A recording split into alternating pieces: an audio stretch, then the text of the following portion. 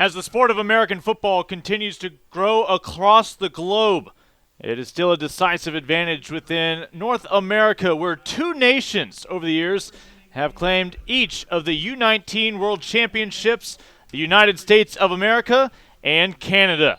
In fact, the last time these two teams met, it was 2 summers ago in Austin, Texas, where Canada pulled out the upset in the 2012 U19 World Championships. USA comes in, of course, a new roster these days with a renewed focus in this new format of the USA Football International Bowl. It is a 6-game series with tonight featuring the U19 squad for each club. Young men for the United States who back on Wednesday made their college commitments. A lot of household names over the next few years that you'll be able to say you first saw perhaps debut here in Arlington, Texas in the Metroplex. As Lincoln Rose along with Tom Monfiletto, as Tom, we take a look at this starting lineup, and I know some individuals in particular stand out to you. Yeah, well, I just look at this offensive line here, and I see Ohio State, University of Georgia, Kansas State, Alabama, University of Virginia, and UNC. It is literally absurd to have this much talent on the same field at once. But I want you to take a close look at Saeed Block now. He is a receiver with outstanding hands. He's extremely athletic, can jump out of the gym if he were in a gym. He's committed to play at the Pennsylvania State University. He's somebody to look out for. And, of course, getting the start at quarterback, Tyler Wiegers, headed to the University of Iowa. So look for that connection to reign supreme here in the International Bowl for the U19 team. Starting lineups brought to you by Shock Doctor. And again, as we are in Arlington, let's take a look at the other side of the football for USA. And the defensive starters here, we have Jay Hayes headed to Michigan State, and Enoch Smith Jr. also headed to Michigan State. Going to play for Coach Pat Norduzzi next year. They call themselves the Spartan Savage Squad, and they're really excited to go and play on a Michigan State. The #1 defense in the country, TJ Harrell, also headed to Michigan State as well. And I'm sorry, Jay Hayes is actually headed to Notre Dame. So I got him mixed up with some of the extremely talented players here, but there are just so many outstanding football players on the field, it's easy to do that.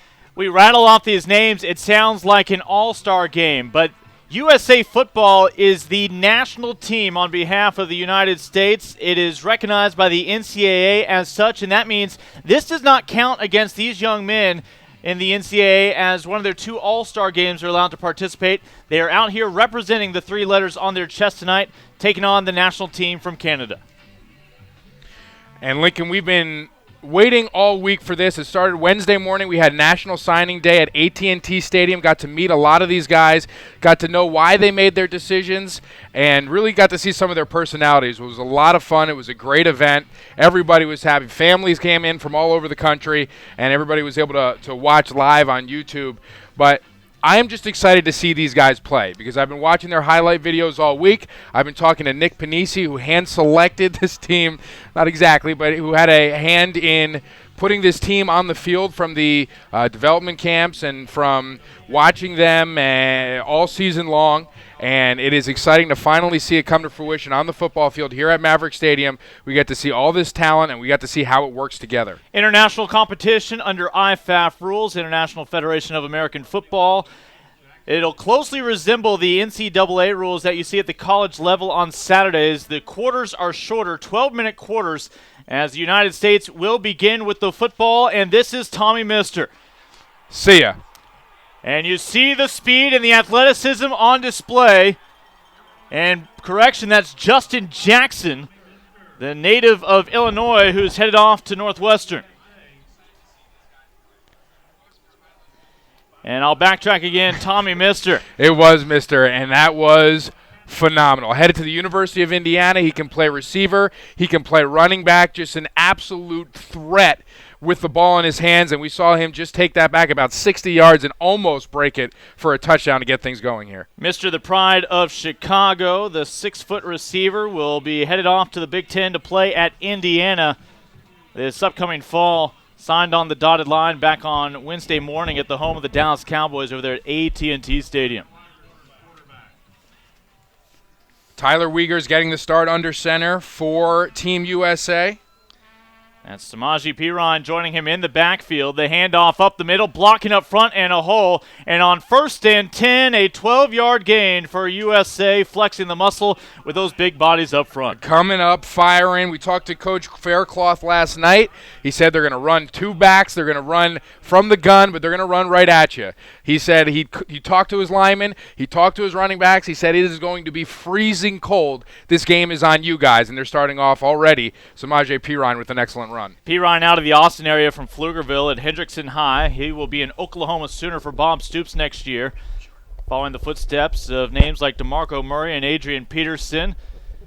As United States hands this ball up the gut, picks up about a yard. Canada with the stop. Perine with another carry here. This is the 3rd game taking place on this field today, as the U15s and U16s have already competed. United States won the first matchup of the day. Canada came back, took the second one, essentially the rubber match of this opening day of the International Bowl. Yeah, and it looks like Samaje Perine is going to be one of the main factors in getting this rubber match over to the U.S. It looks like they're going to get a steady dose of the running back, as you said, committed to Oklahoma. They're going to keep churning those legs in this cold weather and getting it done for Team U.S. 2nd and 8 for USA. And out to the left side, that incomplete. It'll set up 3rd and 10. The intended receiver was James Maiden, a 6'2" target out of Saxe right here in Texas. And an intelligent young man will be playing in Conference USA for Rice. And we saw his brother. Earlier in the day, and Jalen playing for the U15 squad.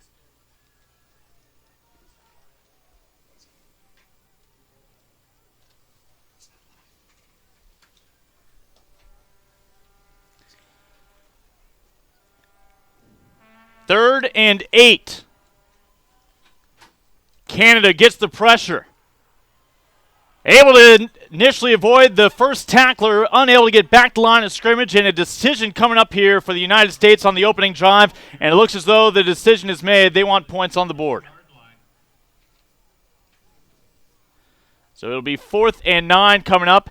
Alex Spence is the sole kicker on this squad, and you see not a typical kicker's frame, a big boy at 6 feet 2 inches tall, 190 pounds out of Florence, South Carolina, and he's going to stay close to home, compete in the ACC at Clemson. Said he's good from about 50 consistently, Lincoln. Said he can bomb one from about 60 if he's feeling good on that day. This one from 32. And the first test of his right leg, flying colors, United States, first drive of the night. On the board here in the Battle of the U19s. And in this weather, in these conditions, the ball really doesn't travel well, especially off a foot. But you see now why this guy's going to Death Valley and kicking in the ACC next year. This has been a fun week that's culminating this weekend for these young men. The U19ers came in time to watch the Super Bowl together here, of course, in the backyard of an NFL stadium over there at AT&T Stadium, home of the Cowboys. U19 kids did not get to play in the Jamboree. They had their moment earlier in the day with you, making their announcements, signing on the dotted line, and learning what a fax machine is, sending in their commitments. And it was a lot of fun, Lincoln. And as we begin our discussion on their futures, we just want to remind our viewers at home that portions of today's broadcast brought to you by Riddell, Protect and Perform, providing the uniforms and helmets for Team USA. Sports Authority, all things sporting good, by Shock Doctor Sports, the leader in mouthguard technology. And it was great to meet all of these guys, Lincoln, and really get a glimpse of how they came to these decisions and how excited they are to really get started early. A lot of these guys made their decisions somewhat based on the ability to contribute early. And they'll try to contribute in this ball game early before they advance to their college careers next fall. A little bit later on the broadcast fun part, we get to take a trip down memory lane looking at some of the alumni of USA football, some very notable names, including some recent national champions. Cedric Joseph is among the men deep for Canada to return. Cedric out of Quebec, as Canada about to set up for its first possession of the night. Across the 20 and nothing more. Whoa. And a huge punishing hit by, I believe, Morale Stevens. Morrill Stevens headed to the University of Florida, normally a wide receiver coming down, making a huge play on kickoff. Special teams, something that is not really focused on during the week, but they do spend time practicing it. They do strategically play some of their best athletes on different special teams, and we saw an excellent kickoff coverage on their first kickoff of the game. And I'll backtrack. Christian Lezer with the stop out of Clearfield, Pennsylvania. Future member of Boston College's program. That ball tipped, but no one able to get to it in time. It'll be 2nd and 10 coming up. Quarterback is Brett Hunchak. Plays for the Calgary Colts, the Canadian Junior Football League, and predictably from Alberta, Canada. And Lincoln, Christian Lezer headed to Boston College. A huge, maybe not huge, but a very good tradition at the linebacker position for Boston College. You think of Mark Herzlich, you have Luke Kuechly, Defensive Player of the Year this year for the Carolina Panthers, all coming from Boston College. Lezer hopes to follow their footsteps, and just a hard-nosed football player that really gets to the ball quickly and can lay the wood, as you saw on that first play. It's going to be after the penalty, 1st and 22 to go. Again, Canada on its first offensive possession of the night, and that ball airmailed will set up 2nd and long.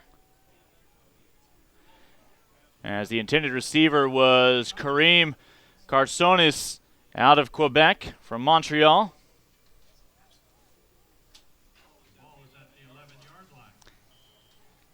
See if USA Football's defense can make a stop here on 2nd and 22 with the ball currently spotted on the 11-yard line of Canada. United States had to settle for about a 32-yard field goal, which was good moments ago. Another ball sent flying downfield. That one catchable. Ultimately intended for Trevell Pinto. Pinto from Toronto. Unable to haul it in, and that does not help the cause here of the Canadians. They're going to have to pick it all up here on 3rd down. A lot of zone defense here from Team USA. And cover 3 there. Defensive backs backing off a little bit, but you will see them in some press coverage, and you will be impressed. So with the incompletions, minimal time has come off the clock. Again, we played 12-minute quarters here at the international level. All these young men, high school seniors, have played their final high school football game. Get to suit up here in the month of February. On 3rd and 22, must get the ball to the 32-yard line. They'll pick up none of what was needed, and it will be 4th down, a punting situation, and that punter is going to be back in his own end zone for Canada. Yeah, really a great way to start off the game if you're the USA defense. A 3-and-out, and not only a 3-and-out, but about a 4th and 20, as they are sure to get some excellent field position once again to start their second drive of the game. Charles Nelson is back to return for the United States, and he continues to creep up a little bit closer as Gabriel Ferraro, the punter, in for Canada. Pressure up front. Punt is clean and a good one as backtracking and in the return. Looking for blocks over to the near sideline, and no flags down, and a punishing shot at the 32-yard line, but the United States will take it. Nelson bringing it down to the 32. It'll be 1st and 10 from there as United States will set up for the second time tonight on offense. Yeah, it was Chris Brown filling in, coming in, making that huge hit on the sideline. But the big story there, Charles Nelson, as we take another look at it here, his burst of speed is outrageous. Once he finds a seam, gets to the sideline, yeah, he takes a big hit. But look at where the U.S. is. On the 34-yard line, that's their second time inside the 40 to start a drive off. About a 25-yard return on the play, and the offense for United States of America with great starting field position. And this handoff inside the left tackle coming from the quarterback, Jalen McClendon, who's now going to start this second series. And this is a situation when you're too deep. It's more like starter A and starter B. Yeah. There's not a big drop-off. I know. It doesn't even feel bad even saying A and B because the 3 quarterbacks on this roster, McClendon, Wiegers, and Durkin, all unbelievably productive from the quarterback position. Each of them possess unique skills. Durkin will be in on some Wildcat packages, but all of them electrifying. It is McClendon out of the shotgun, young man who's committed to the Wolfpack of North Carolina State in his home state, growing up in Charlotte. As he looks left, has protection, gets rid of it. Incomplete on 2nd and 5. Third down coming up. Again, looking for Stevens, his 6'3" target down the field. And Stevens out of Perry, Florida. And, of course, he will stay in state and play for the Gators and Will Muschamp. And we asked him Wednesday what it felt like to hopefully be a part of a turnaround from a program that once saw some national championship success and was once at just the top of the hill, had a bit of a fallback. And he looked at me and he said, it's not going to be that difficult. A certain other school within that same state won it this year, right, thanks to a former USA football quarterback. So on 3rd down, 5 to go. Flag comes flying in. Play never got started as the play clock was down to 0. We'll see if that is in fact the case, and it is a loss of 5 on the penalty for the United States. Again, Jalen McClendon, the signal caller here on the second drive of the night for USA. Says he wants to be a broadcast journalist after his football career is over. That may signal the end of one of our careers. Yeah, could be. Said he learned his work ethic from his mom, and you know, when we got to hear from these young men, so many of them, it wasn't even a question, who do you credit your success to? It parents. was whether it was 2 parents in the household, 1 parent in the household, such great role models for them, leading them up to this spot. 3rd and 11 and whistles once more. And one thing that we have seen today, all day today, Lincoln, are penalties. So we've seen a lot of yellow today. It's usually the case when you see teams that haven't been playing together for a while come together for the first time in a game situation. So we see another delay of game penalty, but you can rest assured that Coach Faircloth is going to address this situation and get it fixed very quickly. United States began this drive on the 33-yard line thanks to their defense, setting up a short field. Now, back-to-back delay of games. Part of it, they've only had 1 week full of two-a-days to get everything implemented. And you've got a quarterback and center who have not worked with each other until this week. Trying to make something out of nothing. Just back to the original line of scrimmage, a gain of 6. It means 4th and 10 from the 44. Be a 51-yard field goal try. Probably too close to punt. We'll see if the USA squad tries to pick it up here. As ultimately the stop made by Luce Roy. Very nice. Out of Sherbrooke, Quebec. Very, very nice. That's actually a really, really nice play by McClendon. His footwork was incredible, avoiding the pass rush and getting about a 7-yard gain. So McClendon making it into, well, it's 4th and 10, and field position is always very important. But like you said, making something out of nothing, it was a really athletic play. And we're going to take a look at it right here. Watch McClendon, as the defenders converge on him from the outside, steps up, finds a couple of holes, and gets about a 7-yard gain to make it 4th and 10 rather than what could have been 4th and about 20. So McClendon, we're going to follow in the footsteps of Russell Wilson, one of the best improvisers in the game, just won a Super Bowl.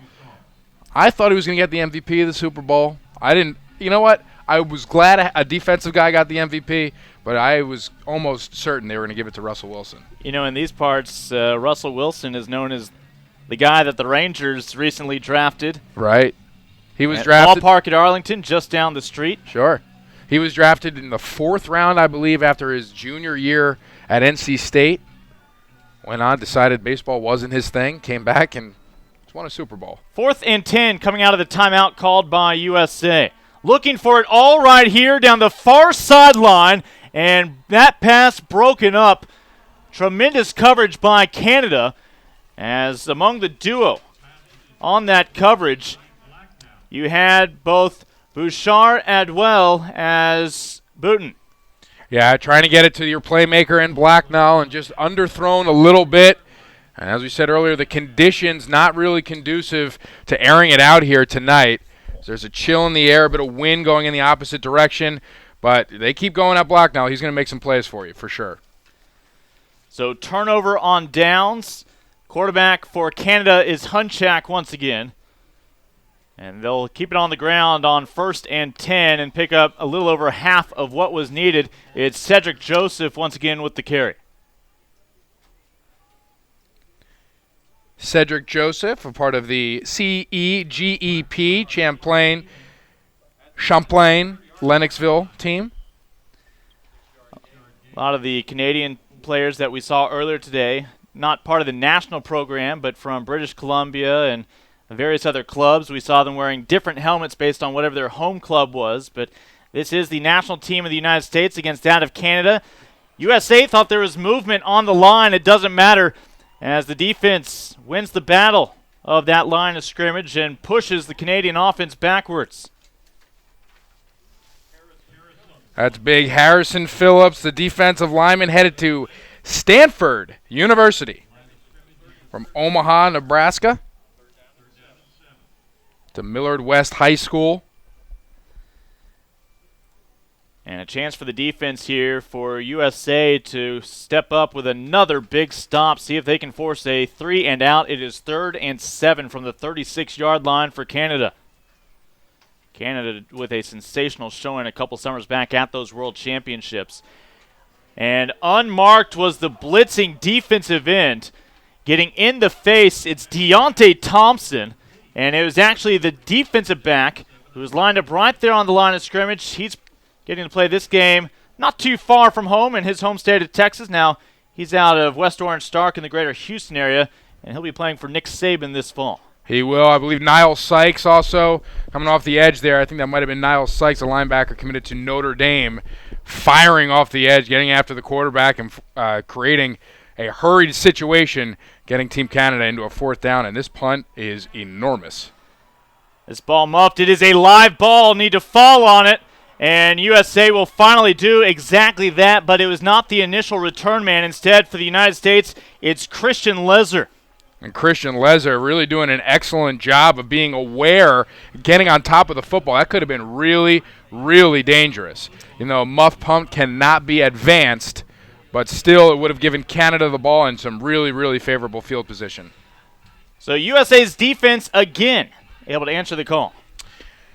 And Lincoln, part of the process here for USA football includes attending various regional development camps. They start in about a couple weeks here in Dallas, Texas. Then they're in Austin. And then we will go on throughout the month of April and May. And we will end in Seattle, Washington, and Denver, Colorado. You can go to usafootball.com to register. Yeah, great development process. This ball loose.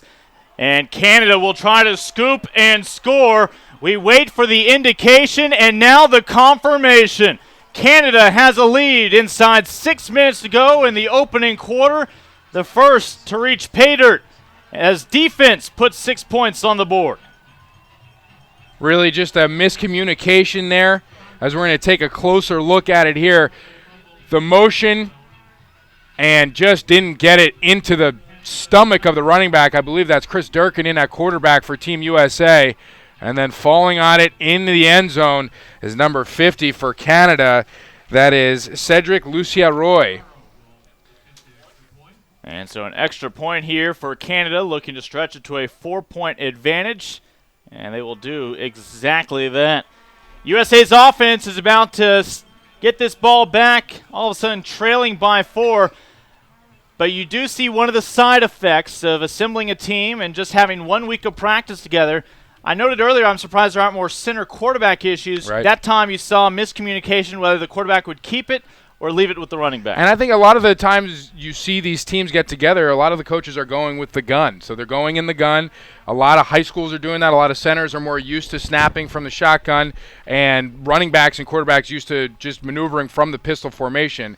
But the timing of it, that's where practice really comes in with. The timing of the motion and whether or not you're going to keep it or give it away. I'm sure Durkin had a run option on that as well. He's an outstanding runner. He had over 1,000 yards rushing this year in a shortened season in his high school. So that is just, sometimes that's the way it works in the conditions like it is. I hate to keep saying that. And as you said, not having a lot of time working with his receivers and running backs. You're watching live coverage of the 2014 International Bowl here in Arlington, Texas. Arlington situated between Fort Worth and Dallas. It's the home of the Dallas Cowboys as well as the Texas Rangers. as we are live from the campus of the University of Texas at Arlington at Maverick Stadium. Now, UTA has not actually had a football program since back in 1985, but they maintain this facility. A lot of high school football takes place here on Friday nights, as this is Trey Mosley on the return. Mosley, another young man out of that Austin area from Pflugerville. Trey Mosley headed to Nebraska to be a part of that black shirt defense. And Nebraska had a very young defense this year. Mosley looking to take advantage of the opportunity that is given to young players coming up in that Nebraska program for Bo Pelini. Yeah, tonight he will instead be squaring off against a team wearing the red and white. As Canada, thanks to that defense, has a touchdown to a field goal advantage. Chris Durkin will step back out onto the field, and we talk about just the immeasurables of these players, but you also look at the measurables. Great size, flag is down, and it's a false start against the United States. Chris Durkin, a 6'4", 234-pound quarterback out of Youngstown, Ohio, and certainly Youngstown has been the source of some great football minds and players over the years. Durkin will head off to play for Frank Beamer at Virginia Tech. Talk about some of the coaches from Youngstown: Jim Tressel, Mark D'Antonio, the Stoops brothers. Inside of 6 to play in this first quarter, looking to get around the edge and able to do exactly that. Now needs some blocks along the far sideline. On what was 1st and 15, it's about 13 yards on the ground for Jonathan Hillman. Jonathan Hillman headed to Boston College, going to get into that BC running attack that produced a Heisman Trophy finalist this year in Andre Williams. You see him cut to the outside and a nice burst up the middle. Oh, Jonathan Hillman showing what he can do in that Steve Adazio Vitamin A offense. 2nd and 1, so many options here. They'll pick up the first down, now looking for more. As the Canadian defense swarms around Charles Nelson, the 5'9" target. Nelson, out of Florida, has committed well on the opposite coast to head up to the northwest to Oregon to become a Duck. And it was funny seeing the coaches in the conference room yesterday, Lincoln, talk about Charles Nelson. Their eyes lit up. They immediately got into a much better mood, and they talked about just the unbelievable weapon that he's going to be. Coach Calgo looked at me and he said, yeah, you might notice him tomorrow. So he is headed to Oregon, and he is exactly a huge fit in that offense. United States trailing 7-3 after a miscue on their last drive. Led to a fumble recovery, and Hillman with another touch here. Hillman this past fall played his final year for St. Peter's Prep in Jersey City. St. Peter's Prep, of course, in that really tough conference, including Don Bosco Prep, Bergen Catholic, some of the best schools in the country, Paramus Catholic, DePaul. Really good football up there in North Jersey. 2nd and 4, and you see 5 wide, the spread offense that became so popular here in the Lone Star State and has taken the nation by storm. As they pick up close to what is necessary, and it appears they then get an additional yard. They go back to Hillman, a different look this time for Hillman.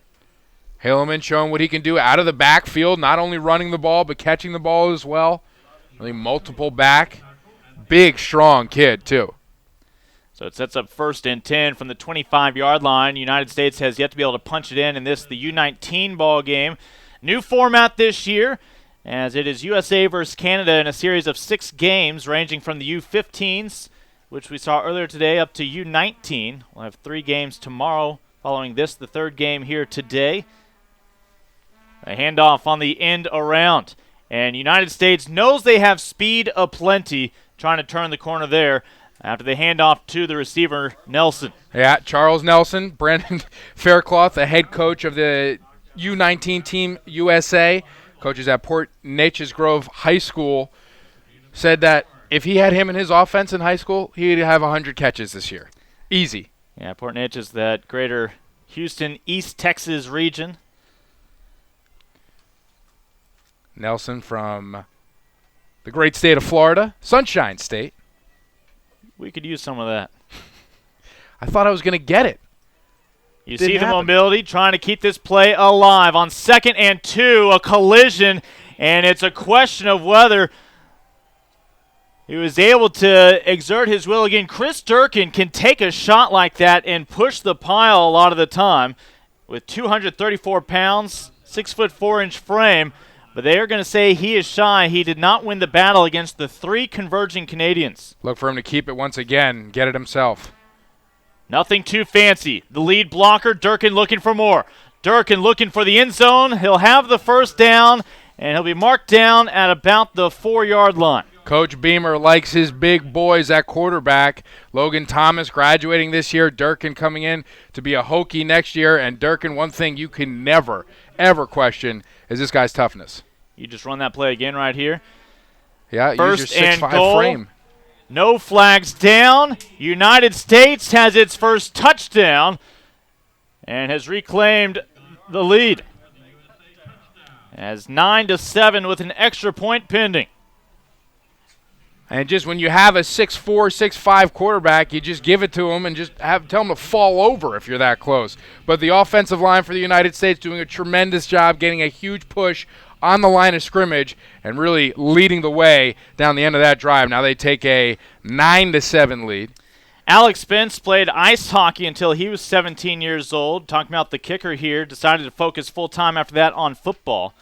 The salutatorian at his school, Florence, in Florence, South Carolina. Wants to be an academic All-American. This is a live ball after the tip as Canada has a chance to put 2 points on the board and tie it up.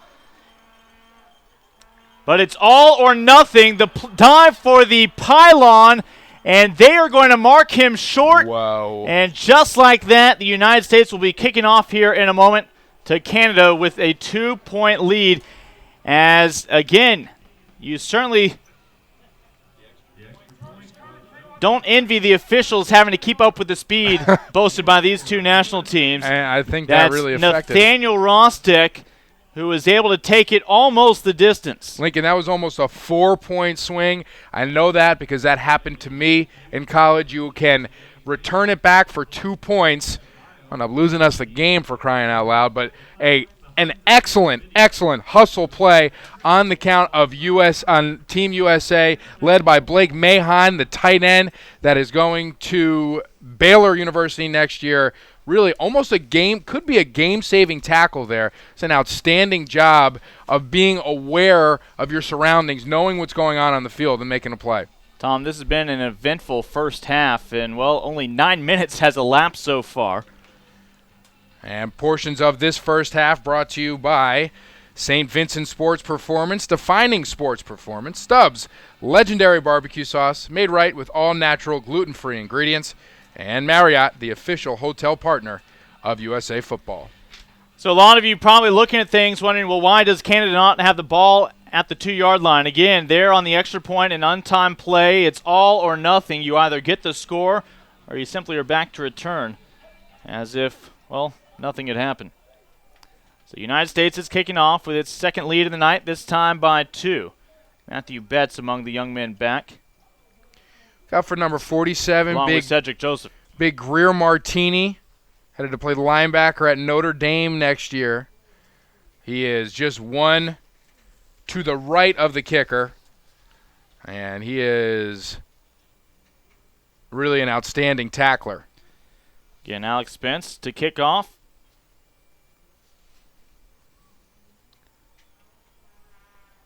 Young man, when he's not kicking, is stretching nonstop every chance he gets. From the 20. And headed the wrong direction. This is a game where if in the high school football season you've had the ability to run back 10 yards to gain 30, you're not going to get away with that tonight, regardless of whether you're playing for Canada or USA with the speed out there. Too much speed on the field on both sides of the ball. It really is remarkable. And you see that on the kickoff coverage. Just swarming from all ends of the field. Getting to the football is really, really, really something to see here. And you said Alex Spence spends a lot of time stretching.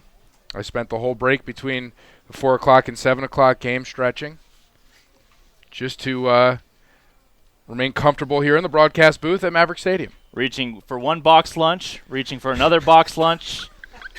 As Brett Hunchak is in, a quarterback for Canada once again. It's 1st and 10, but the officials will sort this out. Had a chance to talk to the officials as they certainly look at this as a privilege. You see that flag down, and it is a procedure call against Canada. It'll back them up 5 yards. Very easy adjustment for these veteran officials. Again, the rules almost identical to the NCAA. They just pointed out, you know what, slightly shorter ball game. Yeah, that's it. 12-minute quarters, everything else, NCAA rules. NCAA overtime, if we were to get there, ball gets on the 25. Almost saw overtime in the previous game featuring the U16s, the high school freshmen. Run to the left. Good blocking in place. Needs to get to the 37-yard line for the first down. That's Cedric Joseph. Canada looking for some continuity right now and letting their starters get a rhythm. Yeah, and in the game for Team USA at nose tackle, big number 55, Trey Lealai Matafau, headed to LSU next year and just causes an absolute pandemonium at the football. Really not fun to block. If you're a center and you have this big guy in your face, it is just a really long day for you. And he affects every single play no matter where it goes on the field. Trey was one of the young men who made his decision late, ultimately signing with Les Miles in LSU. Coach Miles would not care for the taste of the grass here at Maverick Stadium. Canada will move the sticks right up the middle, as that time Ilnicki out of University of Alberta. Trey again out of San Antonio at Warren High School, part of that school district where most of the schools named after Supreme Court justices. In the game, we see at corner at the bottom of your screen, Alonzo Saxton Jr. headed to Duke University next year. Coach Cutcliffe has that program in the right direction, I would say. 4 wide, a balance set here out of the shotgun. Looking for the slot. Blocks are in place, but somehow able to shed his blocker and make a stop. That time, the USA defender, I believe the credit belongs to TJ Harrell, the young man out of Tampa, Florida, and he's going to be part of that group that heads up to Michigan State this fall. Yeah, Michigan State doesn't really know what to do with him yet. They know they have an excellent talent. They don't know if they're going to put him at running back, receiver, outside linebacker. He's playing safety here today, a little bit of corner. So, a good problem to have, I would say. 2nd and 6 after that 4-yard pitch and catch. As Canada, question is, was there movement or will this be encroachment against USA?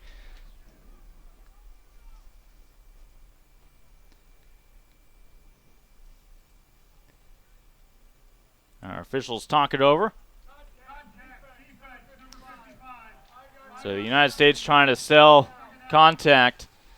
Trying to sell that there was movement on the line that induced them into the neutral zone, but nothing doing. So that's going to go from 2nd and 6 now to 2nd and 1 here for Canada. See if they keep it on the ground and try to muscle it in. They will take the snap under center. Lone tailback, and the ace back has enough up to midfield for the first down for Canada to keep this drive moving. It's a simple power play there, a pulling guard. Not enough push on the line of scrimmage there to keep them from getting a first down. It was a good defensive play, but looks like a first down pending here for Team Canada. Ilnicki was stopped by Greer Martini. And I will go ahead and backtrack. Illegal formation on Canada. And that takes it back to 2nd and 6 for the Canadians. So a big kind of momentum boost there. Deflated with the penalty. So that'll bring up 2nd and long now. We've had a couple of lead changes already in this ball game. A field goal, a touchdown for the United States, added up for 9 points. A missed extra point try that was almost taken back for a 2-point conversion by Canada. Canada with a defensive touchdown in this ball game, looking for its first offensive points and trying to stretch it around the corner that time. Great job, Greer Martini, making this stop out of Woodbury Forest, Virginia. He'll be part of the Fighting Irish. Greer Martini, sideline to sideline, as good as you can do it from the linebacker position. Identify the run, excellent angle of pursuit, making the tackle for a loss. And again, on that carry that time, you saw Travell Pinto out of Toronto. Greer Martini's father played at William & Mary. So he's got football in his blood. 3rd and long. tip drill, and the United States can't pick it off, but they'll be getting it back here, forcing a punt. It'll be 4th and 7, as Normandine was the intended receiver. I believe Vincent Jackson might have gotten his big paw on that one. One of the big standout linebackers here. Another one here on Team USA, headed to South Florida. Yeah, he gets to stay in his home state of Florida, growing up in Tampa. Him and Taji Fulmore. Charles Nelson standing back at the 12-yard line for USA. Pressure on the punt, and it is deflected. And no matter what, this is USA's football, and it will be 1st and 10 for the United States at the 24-yard line.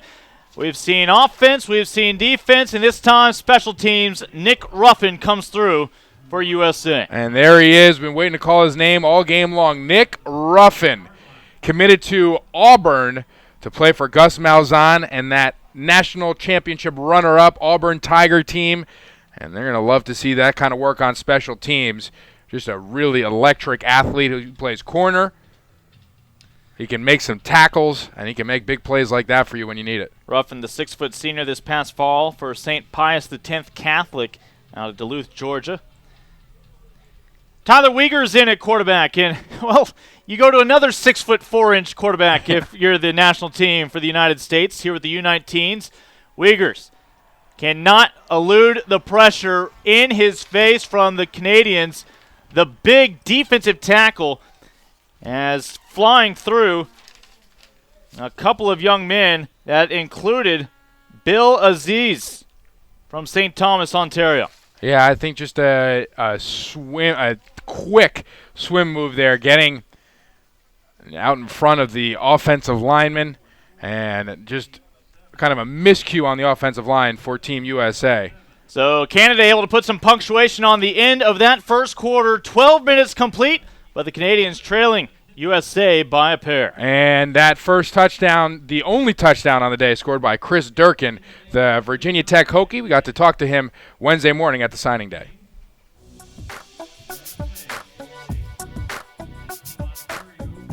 Chris Durkin, play quarterback, and I'm going to Virginia Tech. I decided to go to Virginia Tech to have a chance to play early, playing under a legend in Coach Beamer, and the ACC is a great conference.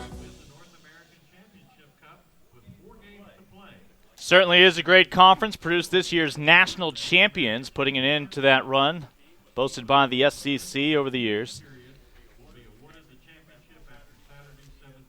And USA football has been working closely with some of these conferences, Big 12, Big 10, Pac-12, all a part of the Heads Up initiative. And it's spreading throughout the high school level as well, playing this sport right and smart.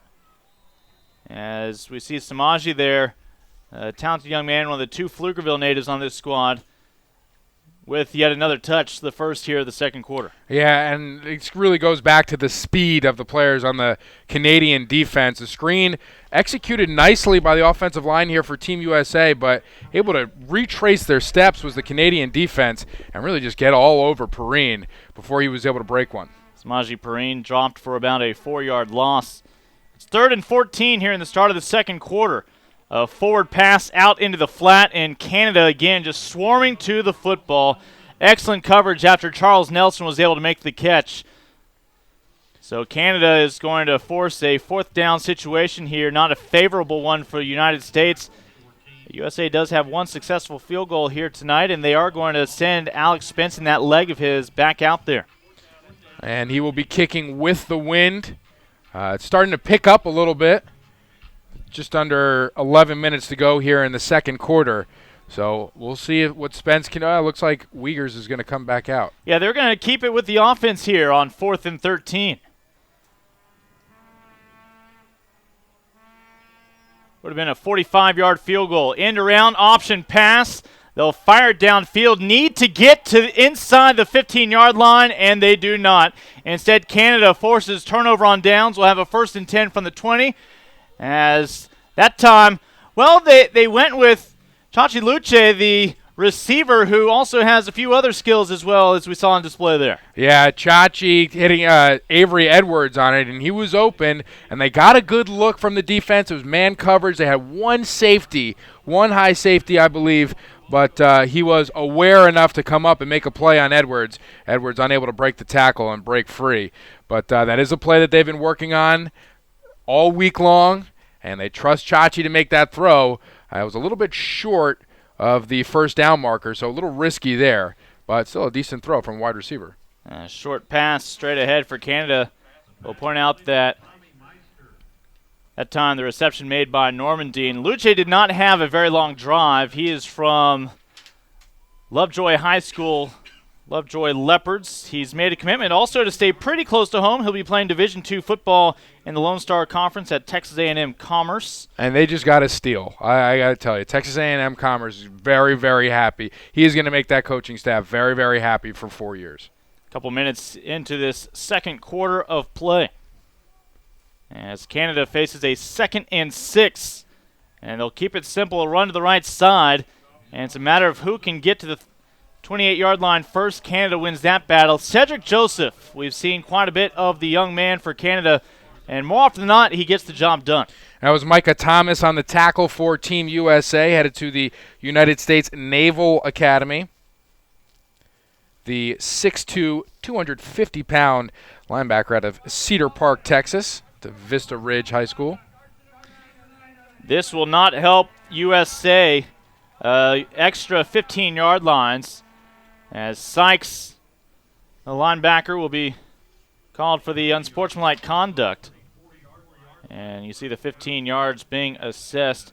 You talk about signing with the Naval Academy. Gets to show up in the fall saying, I've represented my country already a little bit, but happy to do so for another 4 years here in school, and then perhaps the commitment afterwards. Right, no, and I know it's a tough week here in some cases, but not sure if it's going to compare to what he's got looking ahead of him here at the Naval Academy. But as all of the players have said all week, it's been an outstanding opportunity for Micah Thomas. 1st and 10 for Canada. Again, the quarterback right now is Brett Hunchak. He goes with the handoff that time for no gain, as the United States wins that battle in the trenches. As again, we see the big man from San Antonio shining bright, the future Tiger at LSU. As you said, Big Trey making his decision a little bit late in the process, but making one coach with various forms of wizardry very happy, and gives him another new tool in his arsenal. You're watching the 2014 International Bowl here in Arlington, Texas. Past couple of years, the International Bowl has taken place in Central Texas, about 3 hours south of here in the Austin area. Keeping it on the ground, Hunchak looking to stretch, and fortunate that he was able to hang on to that football after that pop. He'll be a yard shy, but impressive run, a little improvisation by Hunchak. Charles Grant was the one who was able to stick him shy of the marker. Grant from Mesquite, right here in Texas. Charles Grant headed to Arkansas State, former home of Gus Malzahn and Hugh Freeze, I believe. Yeah, right now Brian Harsin, the head coach, who's now leaving for Boise State. So Arkansas State's had some good head coaches come through there. That's like Central Michigan. Yeah. So either way, going to get to continue his playing career and continue at a very high level. He'll do it in the Sun Belt Conference. UT-Arlington, a member of that conference, just not participating on the gridiron. He can tell his teammates, I played on UT-Arlington's football field. Jalen Jelks involved on that last play. Jelks, 6'5", 250-pounder out of Phoenix, and he too will be an Oregon Duck next fall. Jelks playing that defensive end position. Oregon had a top 5 pick at that very same position in Deion Jordan. So a team that loves to throw the ball and loves to move the ball. Maybe it's kind of a misnomer that they're a throwing team, but they love to move the ball and they love to score a ton of points. Not really known for their defense. Jelks is really looking to change that. Well, it was a big stop again. You see special teams out there. As Charles Nelson standing back on his 10-yard line for the United States. This time they do not get a hand on the punt. Nelson at the 11 has had some issues. This time recovers. And we'll see if he is able to, well, add to his highlight reel. Nelson is off to the races and will not be caught. There are no flags down as Charles Nelson will take it in for the touchdown, and now flags fly in late after the play. Charles Nelson bobbled it a little bit at first, but when he caught it and he saw some room to run, watch out. He got some key blocks at the end.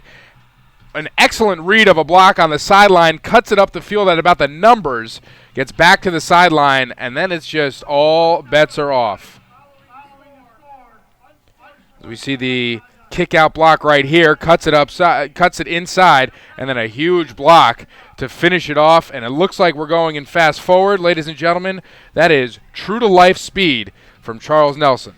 If we were playing two-hand touch, that would be a touchdown. That's a really good point. 6 of them. As Nelson takes it in, the United States at the moment leads by 8. Their largest advantage with 6:58 to play in the opening half. And we know there's speed out there, and how often, actually a little bit more often than you would think, you see a young man bobble the football and actually plays into his favor. Yeah, it did. Everybody coming rushing in on him mistimes their pursuit. Yeah, he converged a little bit too quickly, and by the time he gets the ball, he's in a different area with a little bit more space.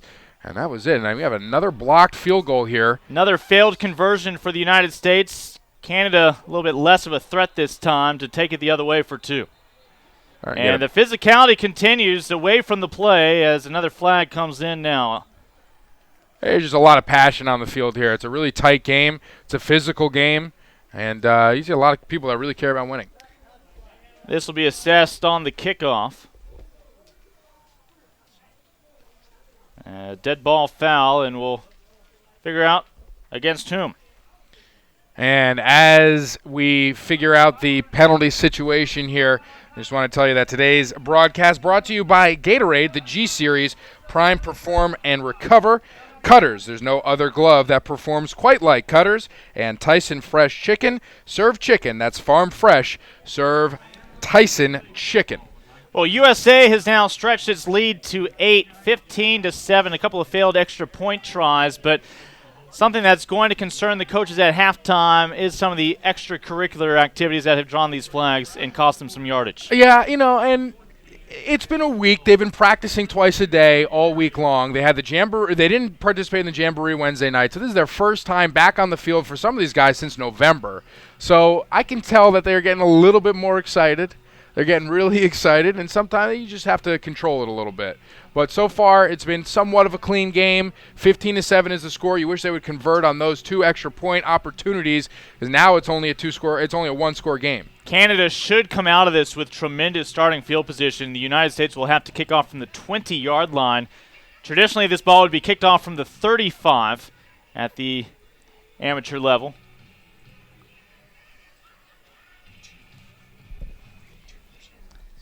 And actually, they will take it farther back, so it's back to the 20 for the first foul, then half the distance to the goal on the second foul.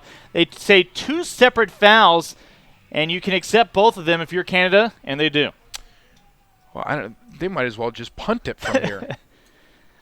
Yeah, it is not a free kick like on a safety. You don't have that option. They'll tee it off. There's a good chance Canada gets to start around the 35 at the very worst, just like they did in that jamboree back on Wednesday. I don't think I've ever seen this before. All the way back to the 10-yard line. Well, it's rare you see multiple personal fouls and sportsmanlike conducts that can be tacked on to one another. The United States is pinned back. And Alex Spence really gets to show off the boot here. Hopefully he did some extra stretching. It's a low driving kick, and this could turn out great for the United States. This one over the head of the returner, Joseph. And just like that, wow. Canada will be held back to the 42-yard line. Now, in the grand scheme of things, good starting field position, but it could have been a whole lot worse. Could have been a lot worse. And really, I don't know if Spence could have done a better job with that. It was a perfect trajectory on the kick, and at the same time, it was high enough for his teammates to get down there and defend it. That was a really well-executed play in a really dire situation. Brett Hunchak remains your quarterback for Canada, trailing by 8. That's still 1 score, of course, with the possibility of a touchdown and a 2-point conversion. Hunchak will line up again under center with 4-1. has the protection, now runs right into the pressure. He ran himself out of the pocket and right into the arms of Enoch Smith Jr. Enoch Smith Jr. headed to Michigan State, the #1 defense in the country, and that's the biggest reason why he's going there. And Coach Narduzzi is going to be really, really happy with that. And now a flag comes in late after the play. And this is Enoch Smith just sticking with the play as the pressure got to be a little bit too much. And again, we're seeing a little bit too much excitement out of Team USA. Well, and that negates the play in its entirety as Canada will pick up a first down now in USA territory.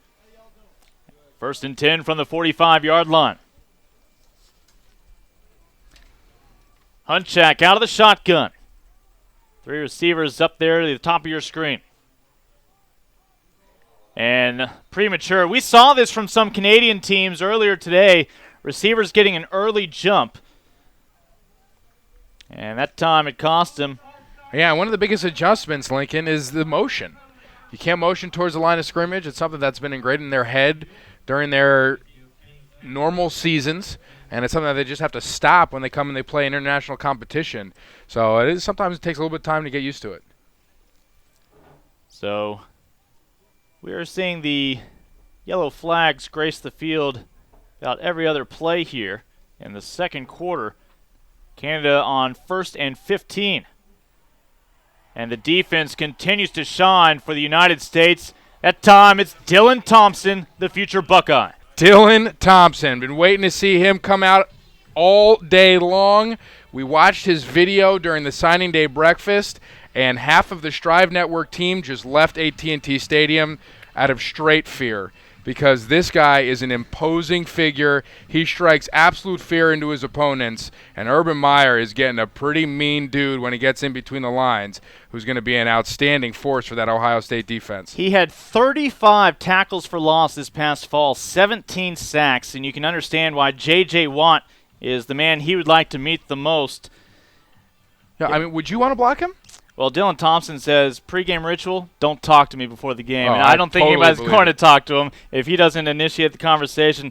Dylan mentions something we wouldn't know about him as a young man. He's now 6'4", 271. He said he was very tall, but skinny, scrawny. Compared himself to a baby giraffe. And then he was introduced to steak. So it is 2nd and 18 coming up for Canada.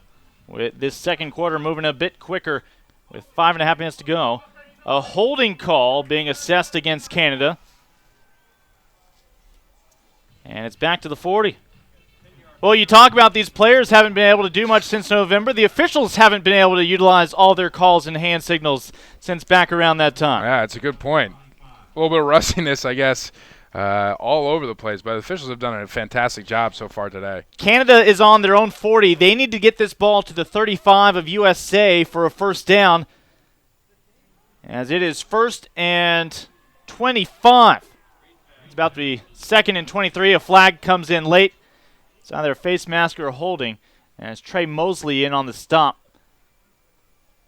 And we see the U.S. defense being able to retrace their steps, as well as the Canadian defense a couple minutes ago on the other side in the first quarter. But this was a well-designed play and a good reaction to a blitz by the Canadian offense. And this is going to come back. Or no, it's not going to come back, but Team Canada issued for a hold, and it is going to be declined by Team U.S. But Team USA doing a fantastic job defending that screen with a blitz on. The United States could have made it 1st and about 35. They opted to keep the result. 2nd and 23 coming up. And Lincoln, something that you alluded to earlier in the broadcast are some of the fantastic alumni that have been part of the USA football program. A couple of them have made their way into the NFL. The Alumni Spotlight brought to you by Upper Deck. Collect the best. Since 2009, 8 former Team USA players gone on to play in the NFL. David Wilson of the New York Giants, you see there. Cardinals defensive back Tyrann Mathieu. Aaron Dobson and offensive lineman Brian Winters among them. And then if you look at some of the alumni that are currently playing in the college ranks at a very high level, none other than Jameis Winston, the Heisman Trophy winner, national championship winner of Florida State, Ty Montgomery, playmaker out of Stanford, Jackson Shipley, a receiver out of nearby University of Texas. And there we see Winston once again, Heisman Trophy winner, national championship winner, member of the 2011 U19 team, playing this very event in the International Bowl for Team USA. 2nd and 23. They'll toss it behind the line of scrimmage. It's about to be 3rd and 24. And among the Americans getting in there, Taji Fullwood, the 6'2" cornerback out of Tampa. Taji Fullwood electing to stay close to home with his buddy Vincent Jackson. And I'm seeing some great play out of the corners, great recognition, avoiding this block. It's a tunnel screen being helped out by Trey Mosley.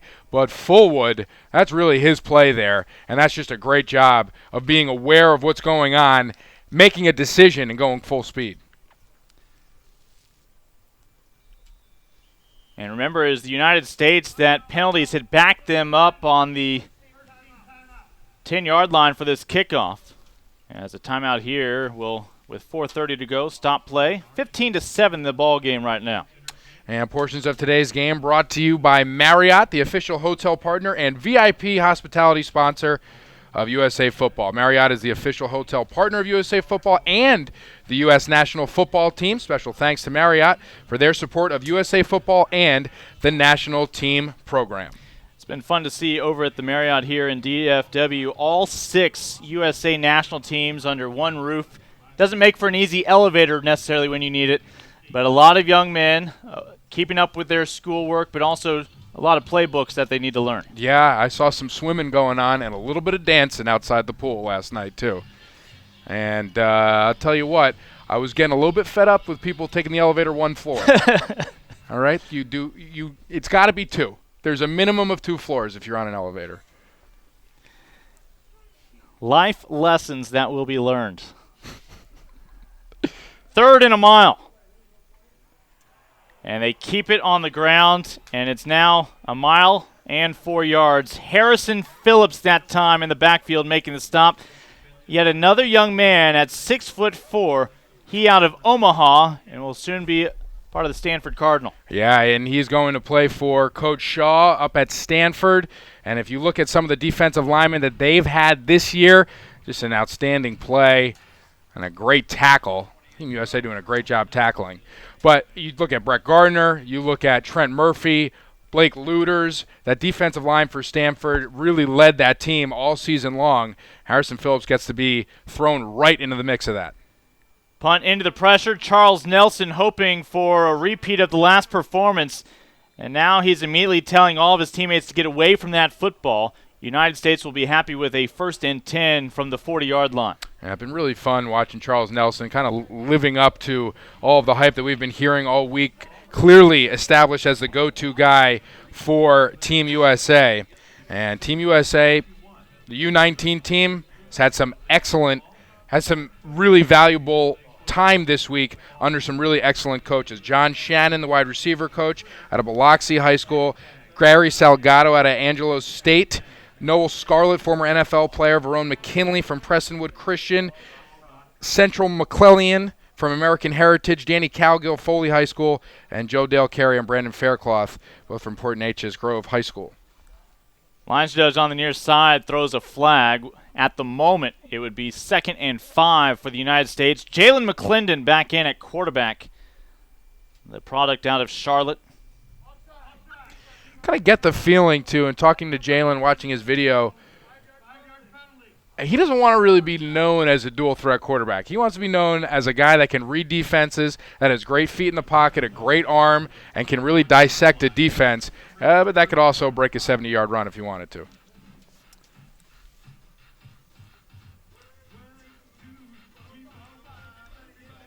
First and 5 after they take the penalty instead of the play to maintain the down, half the distance.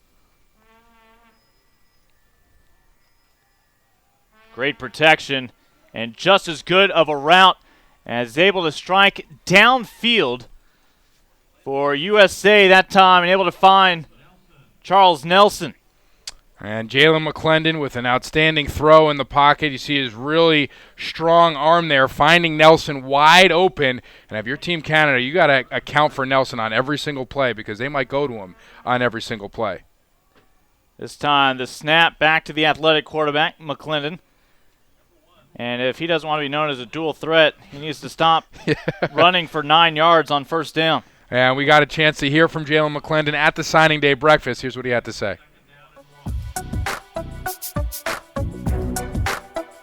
Jalen McClendon, quarterback, NC State. I'm more of a pro-style quarterback, drop back pass first, but I can take off and run too.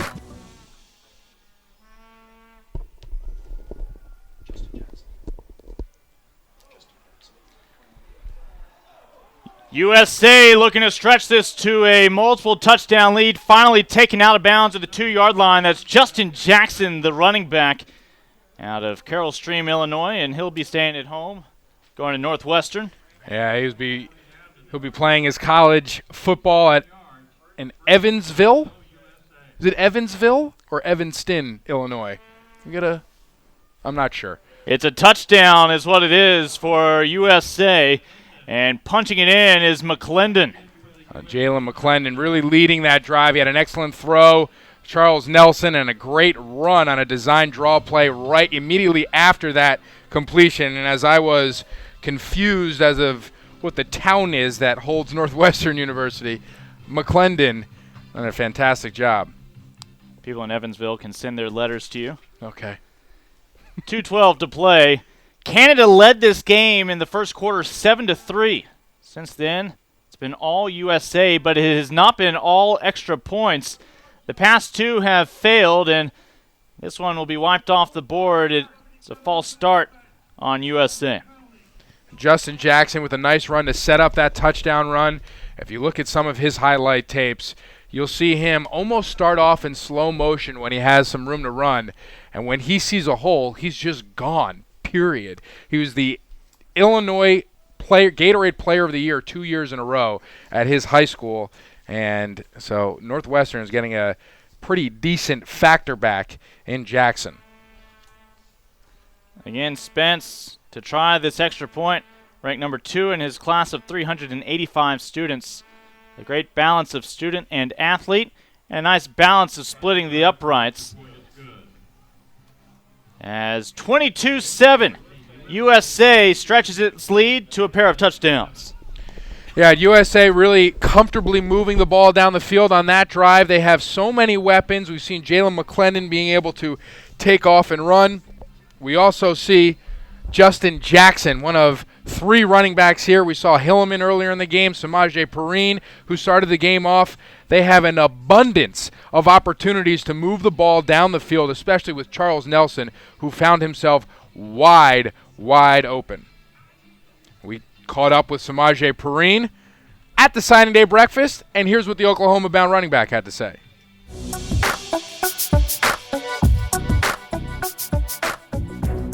Samaje Perrine, running back, the University of Oklahoma. I chose Oklahoma because it just felt like the place for me. You know, they're graduating 3 running backs, and felt like that was the best time for me to go in and, try to establish myself.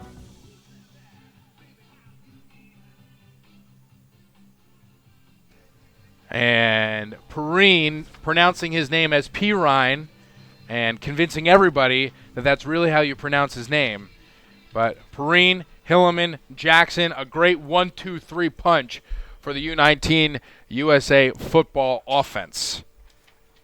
And Spence about to kick this one away. We saw an outstanding kick from his own 10-yard line earlier in the game, and set to receive Matthew Betts and Cedric Joseph.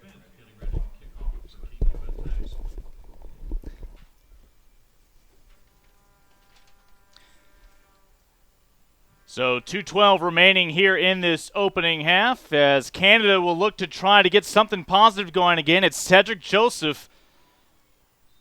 As Joseph is able to bring it out across the 25 to about the 27-yard line. Canada will have a little over 2 minutes to work with, and another yellow object came flying in, I believe, late.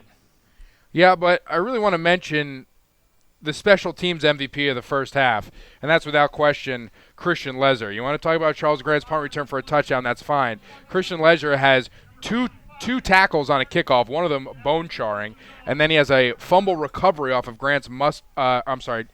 Nelson's muff punt earlier in the game. So Lezer really making his opportunities count when he gets on the field here for Team USA. Canada is charged with that unsportsmanlike conduct. Ball will go back to the 14-yard line. Remember, Canada's touchdown was scored by its defense.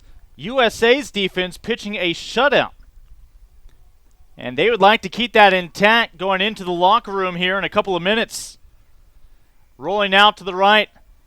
Just an option down the near sideline. That ball not catchable. There won't be a flag for the contact as the intended receiver, Pinto, had run out of real estate on the near side. And Trey Mosley was breathing down his neck there. Eventually wound up knocking him out of bounds. The receiver and Dylan Thompson breathing down the quarterback's neck there, as you can see why he would force some hasty decisions. Sets up 2nd and 10. Clock stops with that incomplete pass with 1:58 to go. And Canada has struggled to get things going on offense as of late. Last leading this ball game 7-3. Since then, 3 touchdowns for the United States. A couple on offense and 1 on special teams. Montemiglio will factor in on that last play. And a timeout called for the temporary stoppage and play.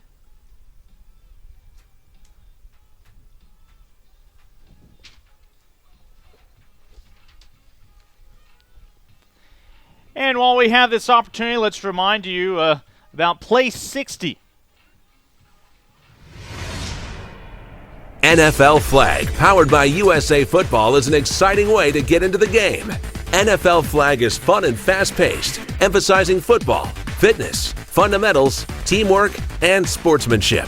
Leagues are easy to start and open to both boys and girls ages 5 to 17. All NFL Flag players receive a USA Football membership as well as an official NFL team jersey, flag set, and insurance, an incredible value. Coaches receive a USA Football membership and insurance as well. So sign up now to become a better player and have fun with NFL Flag.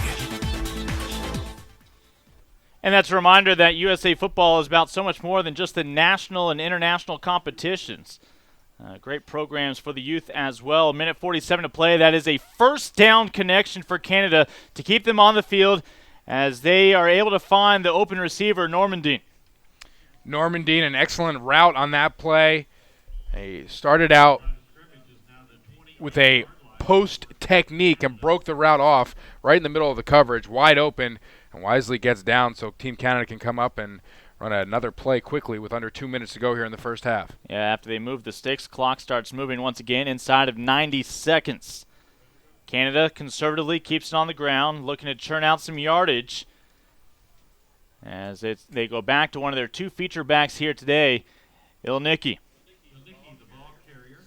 And this defensive line for Team USA has really just been their strong point this whole entire game. As you said, they are pitching a shutout. Team Canada not able to get anything going on the ground here.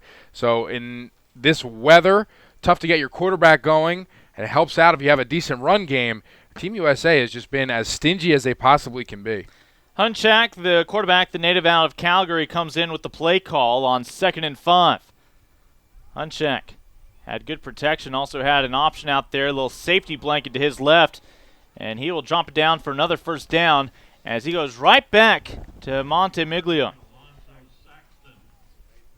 Montemiglio out of the CEGEP View Montreal team out of Montreal, Quebec. 42 seconds to go here, and we will have a timeout on the field. Alonzo Saxton made that stop out of Bishop Hartley in Columbus, Ohio. You mentioned future Duke Blue Devil.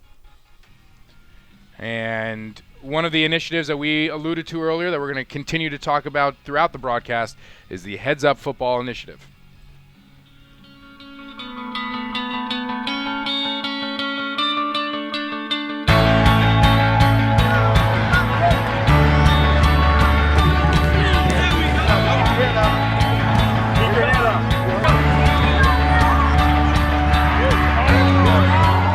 What's the most important thing? Shoulder. Done for about 2 yards. Okay, you guys ready?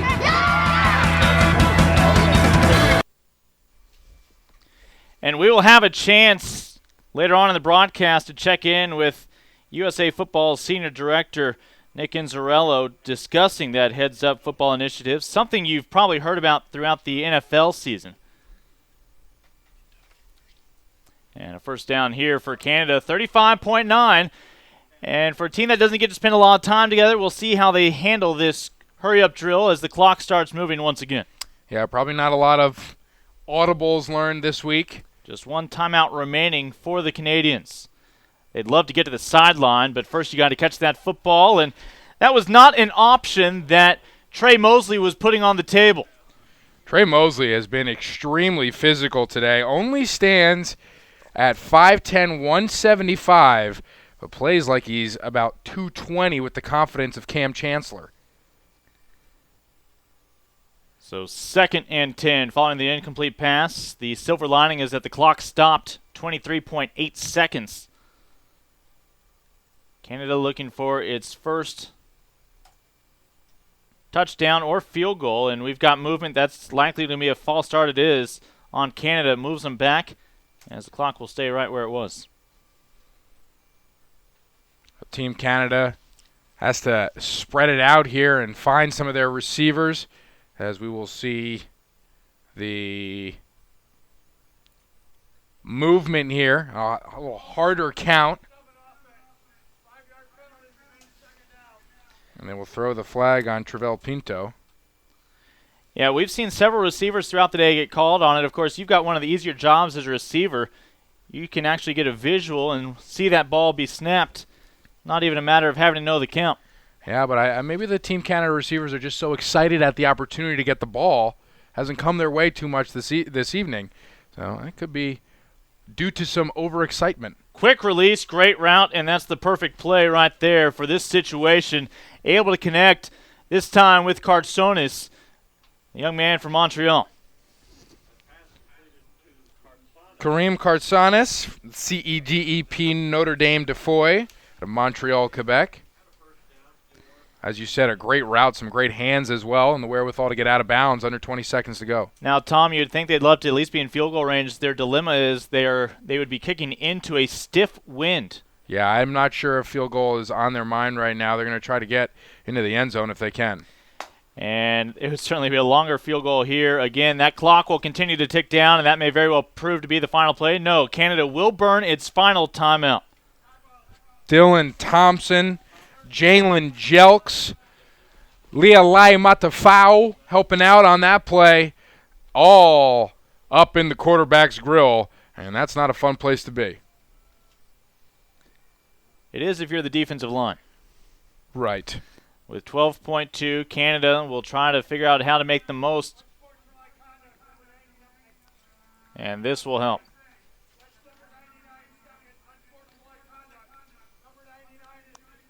And you have just heard one of the newer rules.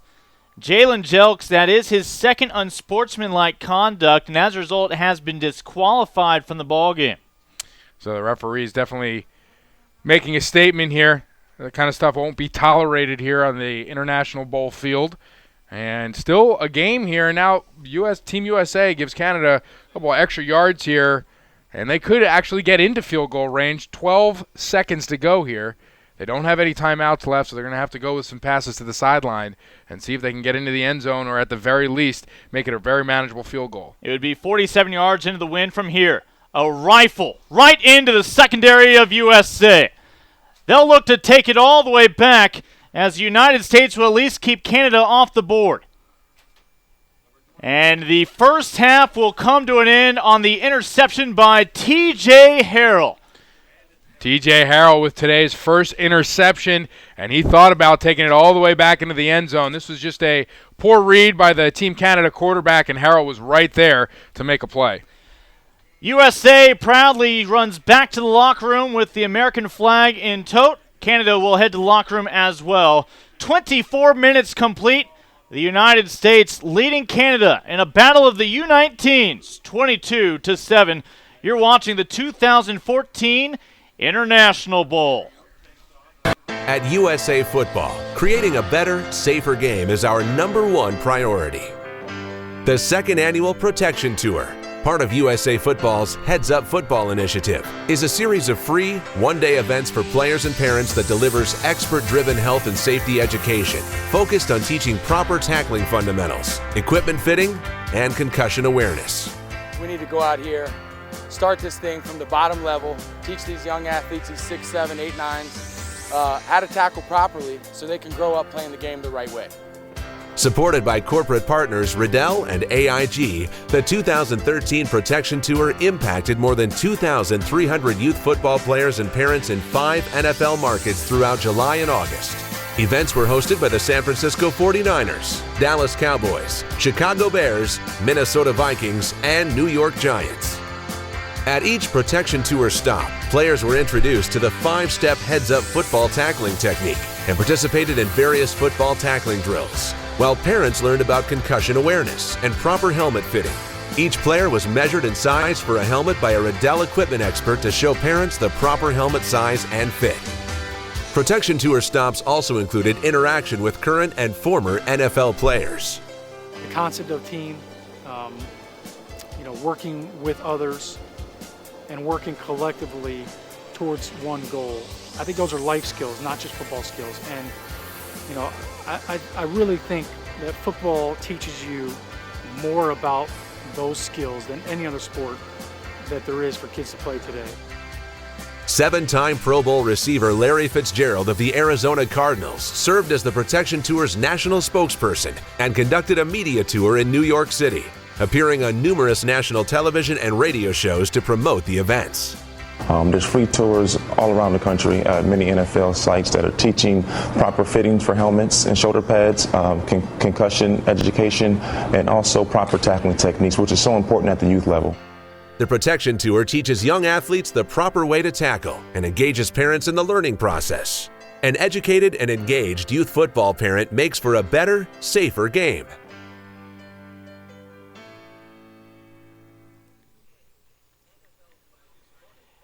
United States leads Canada at the half in a battle of the U19 programs, 22-7. Canada's lone score, a defensive touchdown, as the defense of USA has been near flawless here this evening. We come to you live from Arlington, Texas, sandwiched between Fort Worth and Dallas, as we're on the campus of University of Texas at Arlington at Maverick Stadium here this evening and for this weekend's International Bowl. And, well, the reason why we are here, Ronnie Price from Experience Arlington, President and CEO. And right off the bat, Experience Arlington, I know you look for events like this, ways to bring people here and share the opportunity to be a part of Arlington. Oh, absolutely. You think of, I think you start thinking about football in general and look at, how we look at the sport around the nation. Texas is known as kind of the mecca for the sport itself. And as you start zeroing in, and you think of what Arlington has to offer, this is where champions come to play. You talk about the National College Football Championship coming in, and next year, obviously, our Dallas Cowboys. And so we are a place where champions come to play, and we like to consider ourselves that championship city. So I couldn't think of a better opportunity to host this game right here in Arlington. Talk about champions. Of course, some American League championships over there with the Rangers. You've seen a Super Bowl come to town in that stadium just down the way where these young men were back on Wednesday. From a non-sports standpoint, Experience Arlington, what the overall mission? Yeah, but basically what we are is we are the Convention and Visitors Bureau for the city. So it's our job to market and promote this destination worldwide and work with a number of different entities and sponsors in the city. So obviously we're right here at University of Texas at Arlington. Great college and university right in our backyard, hopefully going to Tier 1 status very soon. But we get the opportunity to work with great partners, and obviously another one that's a sponsor of this game here tonight is the Dallas Cowboys. So we have a lot to promote and a lot to tell people about it around the world, and it's our job to get them here and keep them here in Arlington. A lot of great folks at USA Football. What was the pitch to help bring this here? They've been in Texas a few times, some stops in Central Texas, about 3 hours south of here in Austin and Round Rock. Well, just like what I said, you look who has stepped up to the plate and said, we want you here. The Dallas Cowboys, University of Texas at Arlington, obviously the city, and us stepping up and saying, we want you here. We don't just want you here this year. We want you here as much as we can in the future as well. So hopefully this game turns into a tradition for us right here in Arlington. Do you have a favorite moment here early on? I know you've brought some family with you watching football in February. You know what? The favorite moment is actually my son's here with me, and we got a chance to walk down to the sidelines, and you see these kids that have come out and to take part in this game. Just see the pride that they carry. I mean, they're wearing their country on their chest, and so they're playing more than just their personal pride, but they're playing for their country as well. And I got to tell you, these guys are great at looking athletes. I was just looking at some of them. They're going to put some weight on to these frames, and they're going to be monsters when they get in out of college here pretty soon. Well, because of you, many people in the city of Arlington are going to be able to see some of these familiar names down the road and say, I think I saw them at Maverick Stadium back in the day when they were representing the 3 letters of USA. Well, Ronnie Price of Experience Arlington, thank you very much. Fantastic host. USA Football and Experience Arlington seems to be a great marriage between 2 wonderful organizations, and we look forward to the culmination here this weekend. Thank you so much. Pleasure being here. Again, United States right now at the half, leading Canada in a battle of the U19s 22-7 here in Arlington, Texas. College football stars of tomorrow are being built today thanks to the support of Tyson Fresh Chicken and Stubbs Legendary Barbecue Sauce. Tyson is the presenting sponsor of the USA Football Tailgate Tour, a salute to top high school student athletes selected to play for the U.S. National Football Team. The USA Football National Team program boasts a star-studded list of alumni, including New York Giants running back David Wilson, Florida State quarterback Jameis Winston, Georgia running back Todd Gurley, and Stanford signal caller Kevin Hogan. This fall, the USA Football Tailgate Tour made 14 stops across the country to honor student athletes selected to participate on U.S. national teams. Tour stops featured visits to high school pep rallies, pregame jersey ceremonies, and tailgate parties prior to games, featuring Tyson Fresh Chicken samples prepared with Stubbs Legendary Barbecue sauces and marinades. Oh, very excited. Yeah, we are so proud of him. He's a really hard worker, and everything he does, he goes 100%. And he's also a good kid, a good student, just all around a good with a tackle for the Highlanders. Tyson and Stubbs made sure that fans walked away with giveaways, had the chance to enjoy interactive tailgate games, and hosted special meet and greet autograph sessions with current and former NFL players, mascots, and cheerleaders. This is great atmosphere. I mean, it reminded me back of my high school days, like just reminiscing just at this moment. And I mean, those guys are lucky to be out there, even though I'm in the NFL. That was still one of the funnest football times in my life. Basically because these guys play their hearts out. You know, I mean, it's big. You know, every kid needs to know that they're doing well. Getting these type of things is like really important, and it's going to propel them, you know, to all types of new heights, new goals. It's like, hey, I really accomplished something, and everybody likes accomplishments. Each of the high schools involved were honored to have the Tailgate Tour visit their school and were great ambassadors for the Tyson and Stubbs brands. Well, St. Rita football, we're in our 102nd year. The energy here for football games is always great, but Tyson Chicken being here tonight added a lot of flavor, and I know everybody enjoyed sampling the chicken, seeing Desmond Clark, Staley. You know, it was a great night, a great addition to the atmosphere. It was delicious. I tried every flavor barbecue sauce. I'm from Texas, so I like my barbecue. It's nice. It brings more attention to the school, which is ultimately what we want, is to get the word out about Lutheran North. In total, the Tailgate Tour impacted more than 30,000 high school football fans in 10 markets from September through November, distributing more than 15,000 Tyson Fresh Chicken samples. The Tailgate Tour had its own microsite featuring a tailgate recipe contest, and tour stops were promoted on USAFootball.com as well as other USA Football social media channels, including Facebook and Twitter. Thank you to Tyson Fresh Chicken and Stubbs Legendary Barbecue Sauce for your support of USA Football's national team program and for helping to create lasting memories for these great athletes.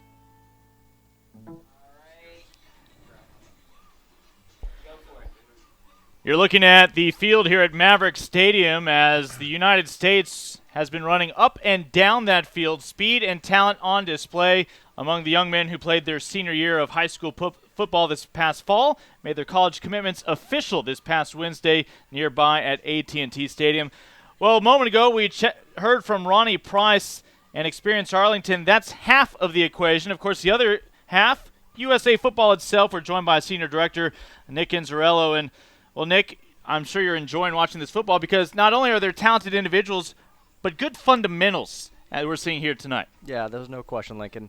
The coaches have done a great job this week preparing their kids to play. We're seeing a lot of great tackles on the field, great heads-up tackles. Kids using their shoulder pads, keeping their head up and out of the play when at all possible. They're playing hard, and they're playing fundamentally sound football, which is what we want to see. You said heads-up tackles, and even before folks tuned into the USA Football coverage this week, chances are they have already heard about it, at least in part, even from just the NFL and college football seasons. Sure. The Heads of Football program is USA Football developed to make sure that we're creating a better, safer game. And we're proud of what football is doing to take a leadership position, that now we're saying coaches need to be certified and trained to teach the proper fundamentals. Also, we want to make sure that coaches and parents and players are educated on signs and symptoms of concussion, as well as proper equipment fitting and heat emergency preparedness. And so those things all together, and coaches getting certified, we're proud of the efforts of what our coaches are doing at both youth and high school levels now. And football is continuing to evolve, and we want to make sure that we're protecting our game. Yeah, it's a sport that is beloved not only throughout the country, but of course we got to speak to Ronnie Price from right here in Arlington. He emphasized the Texas roots of a lot of this. They would hate to see football ever go away, and a big part of it is to preserve the game, making it safe, and also looking out for the well-being of these young men.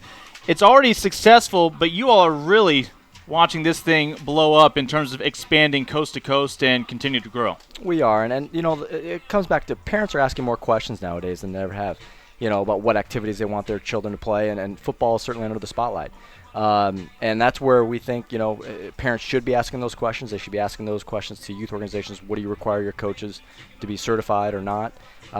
And so the program has really expanded. We started with a 3 organization pilot 2 years ago, and last year we had over 27 youth organizations adopt the program, so about 27% of the market. And then we also expanded into high school. We conducted a 35 high school pilot across the country. We had 1 school district, Fairfax County Public Schools in Northern Virginia, adopted the program, and now it's really taken a life of its own because Heads of Football is really being supported and endorsed by all levels of football. You know, we've gotten support obviously from the NFL, but 4 college conferences, the American Football Coaches Association, as well as the National Federation of State High School Association. So they all care about the sport. They want to put their best foot forward and help the game. Again, we're joined by Senior Director of USA Football, Nick Inzarello. And Nick, before we go, if I'm a parent, have a kid about to get the pads and helmets ready to go for this summer, start playing football in the fall, what's something I can do in the next couple of days, even next couple of weeks, to get them ready and make sure that I'm informed? Yeah, I think the first thing that we want them to do is just go to usafootball.com. And right there they can determine whether they're the youth organizations in their community are a Heads Up Football League, and ask the questions, you know, does their organization require their coaches to be certified? What are they doing to create a better, safer game for their youngster? And whether it's tackle football or flag football, we just want kids out there playing. It's a great sport. It's coached by so many great volunteers, and then on the high school side, we care about our sport, and USA Football is there to support it. Nick, thank you very much. It's a great reminder that USA Football is more than just about the national teams, but about America's game as well. Thank you for joining us here at halftime. Right now, the U19 program is leading Canada here in Arlington 22-7, moments away from kickoff to start the second half. For me, I always had to do things the right way. I could never get away with doing things just so, or almost all the way. I had to do everything perfectly. You see me, I'm not a big guy. I'm only about this tall. You know, I probably should have never made it to the NFL. Everyone always looks at me and says, "You played in the NFL?" I say, "Yeah, I know I'm small, but I have a big heart." And I've always heard that, but one thing I know that helps me is doing things the right way. Proper technique, proper study habits. I didn't always have the physical gifts, but the controllables, the things that I could control with film study, with technique, perfect form, perfect tackling. That's what gave me an edge, because I was willing to do everything completely and fully the right way when others maybe just started to slide by. That was my equalizer. That's what allowed me a chance and an opportunity to play the game.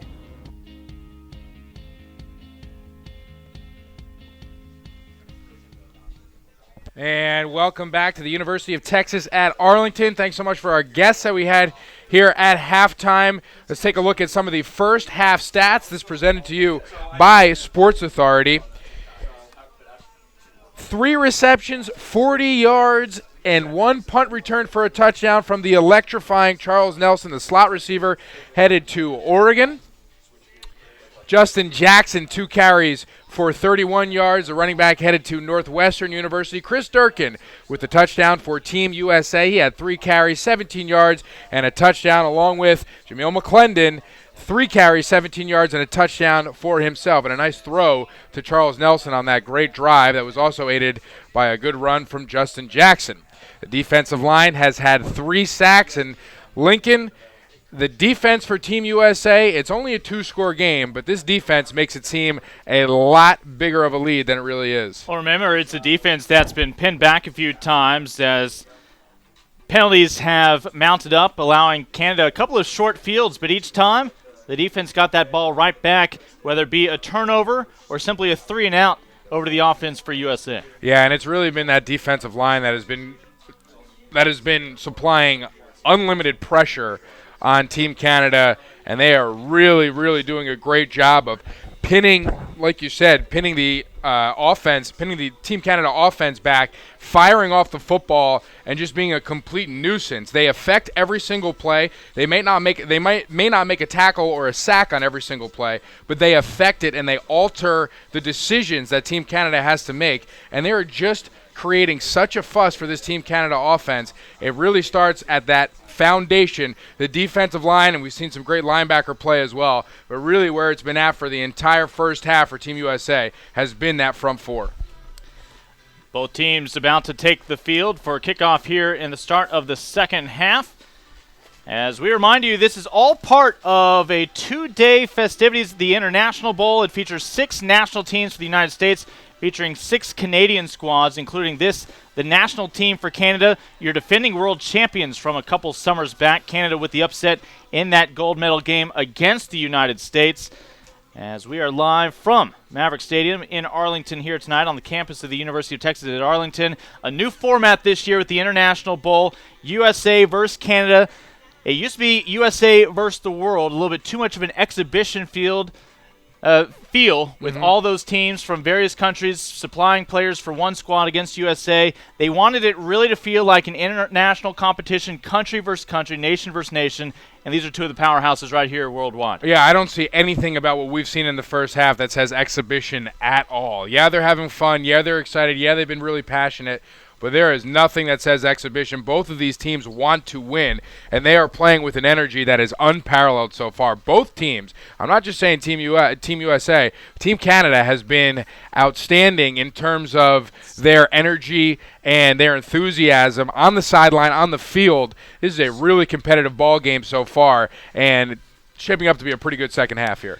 Joseph and Pinto will be back deep here in a moment for Canada when the United States kicks off and gives the football away to start the second half.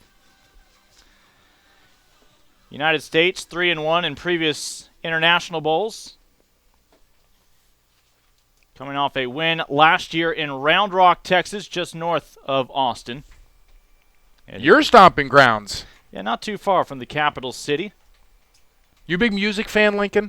That is the live music capital of the world. That's in what I Austin, hear. Texas. It is a very diverse community. It has a little something for everybody, and I believe the city limit, the city population is now full. Okay. According to some traffic down there, if you want to move there, you need to convince a couple people to leave. But thrilled to be in Arlington this week as part of these festivities with USA football. As again, this one over the head, it'll be a touchback once that ball hits the end zone, and that means Canada will simply set up now with their first play of the second half with a 1st and 10 from the 25-yard line. So far, been really impressed with Alex Spence. I know that he had a couple extra point attempts blocked, but his kick when they were pinned back on the 10-yard line was really impressive. And they just boomed this one out of the end zone. A nice kick for the ACC-bound place kicker. New quarterback for Canada, Dante Dijon out of St. Francis Xavier University up in Calgary. We'll see if the change can get something going and light a spark here for Canada. Its offense has been shut out in this ball game thus far. Canada did lead 7-3 at one point in the first quarter, but more of the same, a pile-up at the 20-yard line, a whole lot of red, white, and blue. And leading the way there, Harrison Phillips once again, Stanford-bound defensive lineman Vincent Jackson helping out on the play as well. And this defensive line for Team USA has been absolutely relentless. Sets up 2nd and 10 for Canada.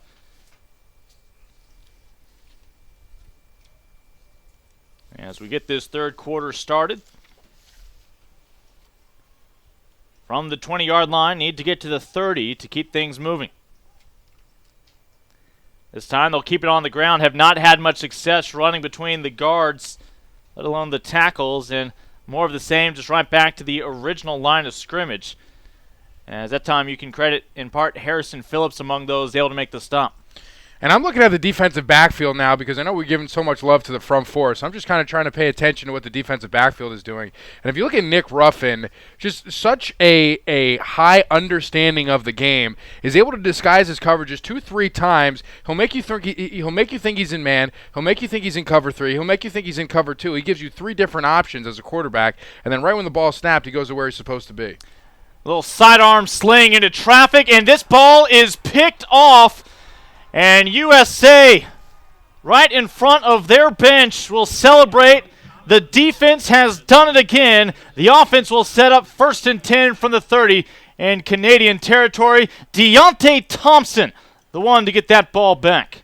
Nice ball hawking job by Thompson, the Alabama commit. He is the only junior playing here today for Team USA, the U19 team. And a nice athletic play off the deflection to get Team USA the ball back on the 30. And a tip of the hat to Tanji Fullwood, who got the deflection to keep that pass alive, pulling the old Richard Sherman. And we got Durkin in the game at quarterback, and he's going to run with it to start this drive off. Chris Durkin, again, one of those 6'4" options. An 8-yard gain. As he'll take it within 2 yards of the 20. And what a start for USA coming out of the locker room, and it's from a familiar source, the defense. Yeah, and I got to tell you, Chris Durkin, just if you're a defender as he breaks this tackle. Yeah, he'll pick up the first down at the 20, and now it's Durkin one-on-one. Durkin lowers his shoulders and plows forward inside the 3-yard line. And I was just going to say, if you're a defender and you have this guy coming at you, you don't really expect a quarterback, maybe nowadays a little bit more, but you don't really expect a quarterback to bring this kind of weight and strength with him when he's carrying the football. A lot of times you think you have a free shot at a quarterback, you're going to go after him. Now you have to absorb a hit from somebody the size of Cam Newton, and you're just like, what else can this guy do? It's not even fair. 6'4", 234. He's not a dual-threat quarterback. He is a health threat and well-being threat if he's coming your way. 1st and goal from 3 yards out. This time he'll share the rock and just continuing to turn those legs down to about 1.5 yards shy of the goal line. The carry that time by Hilleman. Jonathan Hilleman trying to get into pay dirt for his first time today. And I would look right back at Durkin to go once again find a seam up the middle. Canada declined, making some late adjustments, and now movement. We'll see which side was the guilty party. Obviously, if it was Canada, you just move that ball about 1.5 feet. Instead, the United States will back up 5 yards. Remains 2nd down, and 7 to go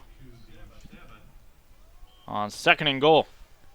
Yeah, so that's a bit of a buzzkill there as they were really rolling offensively, but they've been moving the ball with ease so far here on this drive, and look for them to go back to the legs of Durkin. Again, Chris Durkin, growing up in that football hotbed of Youngstown, Ohio, trying to lead another scoring drive. Taking around the edge. Canada gets to him in time at the 6-yard line. As that time On the carry, it's Charles Nelson, who's been quite busy offense and special teams here tonight for USA. Yeah, they're going to get the ball into his hands. Coach Faircloth said last night, if we lose, it won't be because Charles Nelson didn't touch the ball enough. So this coaching staff, as the country will be in a couple of years, extremely impressed with Charles Nelson. Scoreless here in the third quarter. USA outscoring Canada 22-7 in the first half. Looking for its first points here in the opening 4 minutes of play in the third period. Durkin rolls out, stands in, willing to take a hit, and just fires one into his receiver. Avery Edwards, the tight end, almost out of self-defense, had to catch that football as he puts it on him in a hurry. Avery Edwards, the University of North Carolina at Chapel Hill commit, getting into the end zone for the first time today, getting open. It's his second catch of the day, and Edwards into the end zone and make it a 3-score game. Avery Edwards this past year, 7 touchdown catches, a little over 600 yards receiving as a tight end, a converted safety and wide receiver. Imagine the 6'5" gentleman playing safety coming at you. And after some struggles on extra points, the United States makes good on their first try here in quarter number 3. Well, the first possession belonged to Canada. An interception by USA sets up the short field for the offense, and they make good, now leading by 22. Yeah, so the defense once again putting the offense in excellent position and starting off an excellent drive here, being orchestrated by Chris Durkin, eventually finding Avery Edwards in the end zone. As you said, Avery Edwards, a converted receiver and safety. You never really hear of a tight end that's played tight end his whole football career. You know what I mean? It's like catchers in college and in the pros are usually converted shortstops or second basemen. Tight ends are just athletes with great hands with some height that maybe you can put some beef on and teach them how to block a little bit. More often than not, you see really athletic, tall guys being converted into tight ends rather than somebody just being born a tight end. Edwards, the 6'5" target who made that catch, and no surprise, the player he'd like to meet the most would be Rob Gronkowski. He's had some success. A little bit. But Avery, I have to say, Avery can put together a couple sentences a little bit better than our man Gronk can. Avery has a cousin on the Panthers, Curtis Whitley, and Avery is an intense young man, says he can't fall asleep unless he goes out and has a workout first. Oh, I wish I had that problem, Lincoln. Sadly, that is nowhere near my priority list. Too busy with your stretching routines. I'll stick with the hamstring roller before I go to bed. I'll stick with the ham sandwich. 8:07 to go here in the third quarter, and there were a lot of questions coming into this game because Canada has been impressive in recent years in these matchups. We mentioned they got the better the last time these two teams met for the World Championships a couple summers back in Austin. And it's understandable that as this game grows, Canada would be one of the first to catch on. Yeah, I totally agree. It's becoming a very, very popular sport in the country of Canada. You know, they play different rules, but there are a lot of Canadian players that are coming into U.S. high schools now. For prep schools, they allow postgraduate years, so you see a lot of postgraduates. I know especially in New Jersey, where we're based out of, we see a lot of teams that accept Canadian-born players or student athletes into the school to play a fifth year of high school football to get acclimated with the American version of the game and go on to play in college. And now college football in Canada is growing as well. Dante Jean remains the quarterback for Canada after the interception on that last drive. The handoff on first down to Ilnicki. Ilnicki and Joseph really have been the two primary backs for the red, white, and black of Canada here this evening. Just a modest yard, and it'll be 2nd and 9.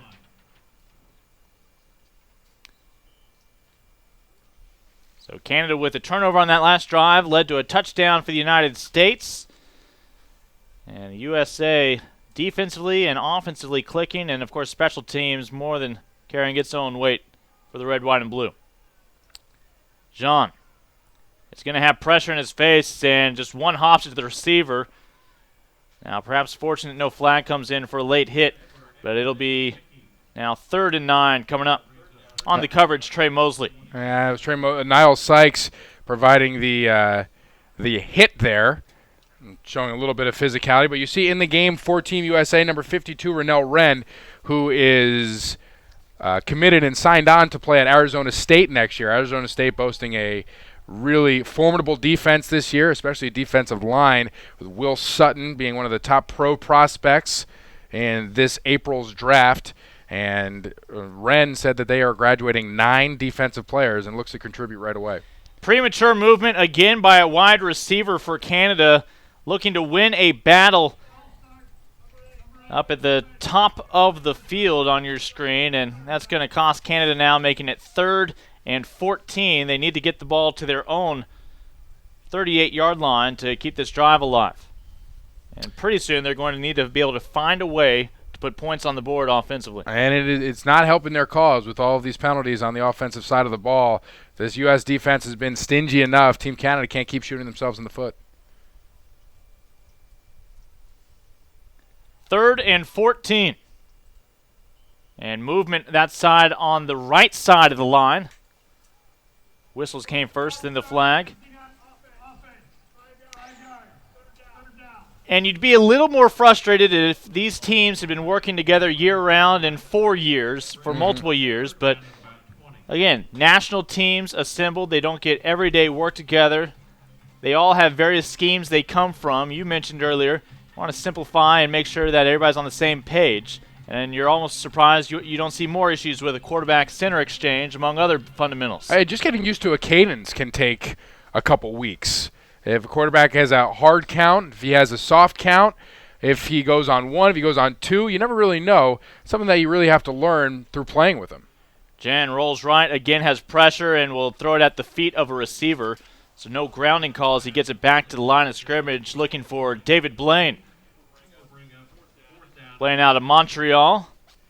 And it looks like they are going to award Canada with a 15-yard penalty and a first down on Enoch Smith Jr. with a little bit of a late hit.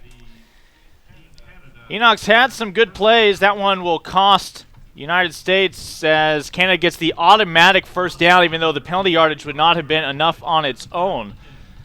We'll point out that Enoch was the flag bearer for the United States during the national anthem. These young men, every game, every sporting event they go to, they hear the national anthem, but it means a little something different when you wear the 3 letters on your chest. I would assume so. That's a really great honor, and it's something that you earn throughout the week by showing some good character, some coachability, and really being somebody that the rest of the team gravitates towards. So with a bit of a gift, a free first down for Canada, they stick to the ground as this time Josue Cote out of Quebec will take the ball forward for a 5-yard gain up to the 39. And you mentioned the flag bearer for Team USA, the captains, Samaje Perrine, Dalton Risner, center from going to Kansas State, Nick Ruffin headed to Auburn, and Greer Martini headed to the University of Notre Dame. We've seen from all of them so far here today. We'll note that for Canada, the flag bearer was Garrett Meek out of the University of Saskatchewan from St. Albert. Cote will pick up 3 of the 4 yards needed. It's going to be 3rd and 1, and usually you like 3rd and 1 if you're an offense, but USA, we'll see if they can dig their heels in here and get this football back. Yeah, you don't really like situations that lend themselves to running the football against this Team USA defense, and if you'll see in there, if you look closely, you won't miss number 74, Craig Evans, 6'2", 313-pounder from Sun Prairie, Wisconsin, headed to Michigan State. See if the quarterback keeps it under center. USA wouldn't jump, and instead they lose yardage on the handoff, and that's the danger of doing anything other than the quarterback keeper, as Craig Evans once again shining bright, the pride of Wisconsin. You can't pull a guard when Craig Evans is covered up because he is so quick, he will find himself in the backfield eating your lunch. Who would eat 87 bagged lunches? Craig Evans would eat 87 bagged lunches. Charles Nelson is standing back at the 20 for the return. And this not a clean snap. And a flag will come in, likely just for running into the kicker, but we'll have to wait and see. The problem is you don't need roughing the kicker. It was 4th and 5. This foul will at the very least carry a 5-yard penalty. A little too many flags on the field here today, Lincoln. It is running into the kicker, but the result is a first down. And you and I joke about the penalties, but the penalties are penalties. Right. It's just a matter of the discipline of these two teams. And Craig Evans, we just saw him make an excellent play on the field. Let's hear what he had to say before signing day.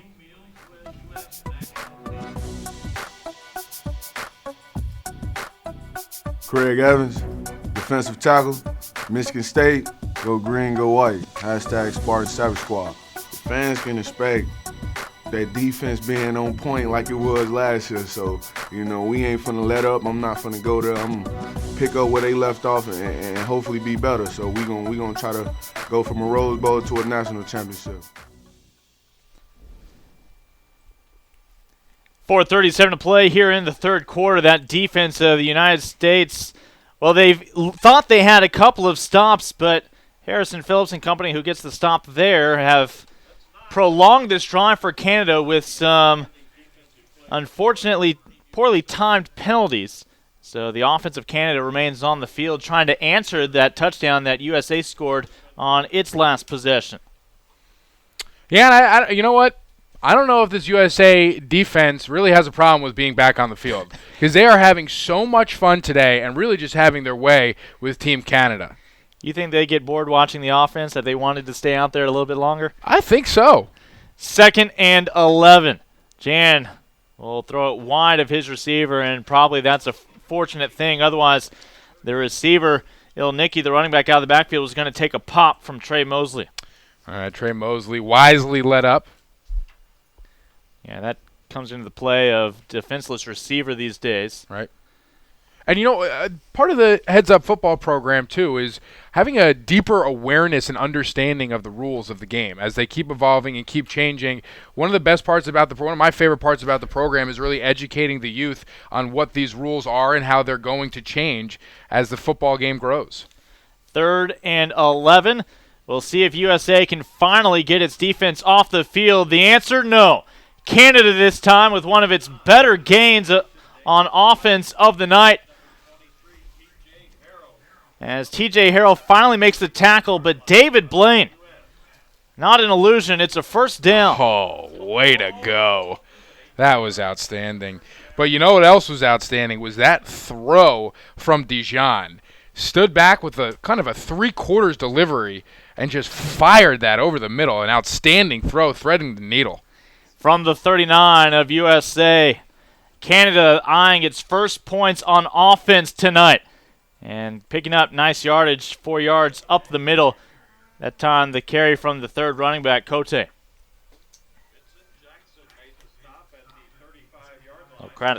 Credit Vincent Jackson on the stop. Haven't seen a lot of blitz packages out of the Team USA defense. Everything that they've done has been pretty basic so far. A lot of zone coverage out of the defensive backs, but just playing straight up defense, they've been doing pretty well so far. Haven't really had to do anything fancy. From the 35-yard line, trailing by 3 touchdowns. Good protection, almost too good. In fact, a flag comes in late. A strike would be for a first down. A block downfield, and now more flags come in. So we'll have one flag for holding, and we'll wait to see what the subsequent laundry is for. I think the flag down here near us towards the end of the play was that illegal crackback block, a rule that was put in largely because of Hines Ward making that a habit for the Pittsburgh Steelers, and it was laid by number 1, Hergy Mayala, and it looks like that will be a personal foul at the end of the play as he took a beeline towards number 21, Justin Jackson, who was able to sustain the hit. So it looks like this one might be coming back. We'll let the professionals in the stripes sort all of this out. Sorry, that was number 31, Alonzo Saxton. Again, you're watching live coverage here in Arlington, Texas of the 2014 International Bowl.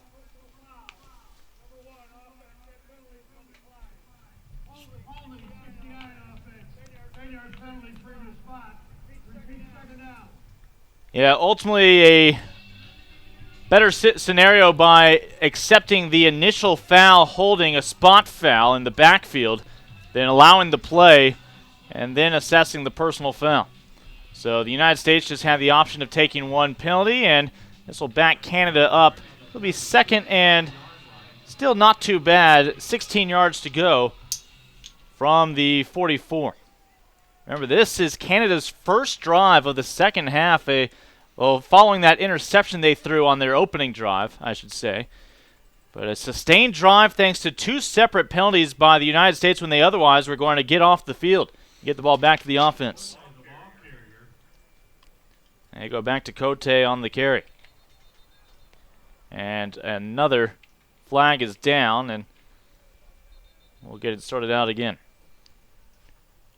Defensive backfield doing a great job coming up and making tackles for Team USA here. Just as the backs thought that he had the outside, thought that he had the edge, you have people coming down and making plays from all over the place. And just to remind you, portions of today's game brought to you by Riddell, Protect and Perform, by Sports Authority, all things sporting good, and by Shock Doctor Sports, the leader in mouthguard technology. Another USA player picking up a second unsportsmanlike conduct foul, being ejected. And that is a new policy again from this past fall. You saw it a few times on Saturday nights at the college game. Sometimes one of those unsportsmanlike conducts, or both of them, or for continuing play with your helmet off, a safety call that still would keep players from playing the rest of the ball game. A little nuance, but it's all with the safety in mind and, of course, sportsmanship. As here's another one of these flags. And I'm not sure if this is for intentional grounding. Didn't look like Dijon was outside of that tackle box. And I'm also not positive there was a receiver in the area. And it will be a grounding call. Yeah, if he can't get outside of the tackles at least for a moment, that ball needs to find its way reasonably within a receiver past the line of scrimmage. And not the case there. Instead, they'll go back to the spot where the grounding occurred. And Lincoln, if you're interested in trying out for the U.S. national team, if you're watching and listening, spending 2 days receiving coaching and instruction by current NCAA college football coaches, come out to one of USA Football's regional development camps. Go to usafootball.com to sign up. This a lateral back along the 50-yard line. On 2nd and 28, Canada will chip a couple yards off of that deficit as Tristan Dice makes the play out wide and gets out of bounds on what will be officially a run. Tom, you were talking about those developmental camps. You were mentioning some of the coaches. Because the NCAA recognizes USA Football as the governing body for the national football teams, this does not count against high school athletes towards their exhibition, towards their all-star games. And it also means college coaches, it is permissible for them to interact with these players at these camps so they can get some of the best education out there.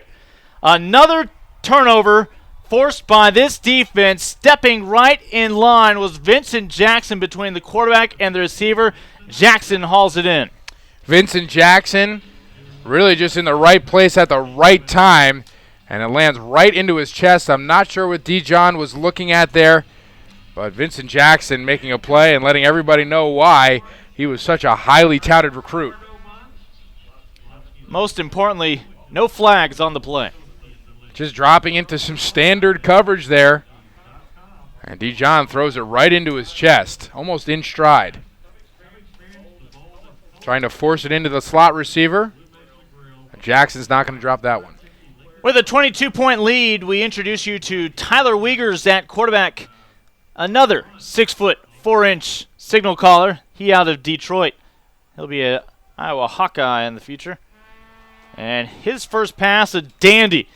Downfield, as he's able to hit his big target, Ishmael Zamora. And Ishmael on Wednesday morning signed to be a Baylor Bear for Art Briles.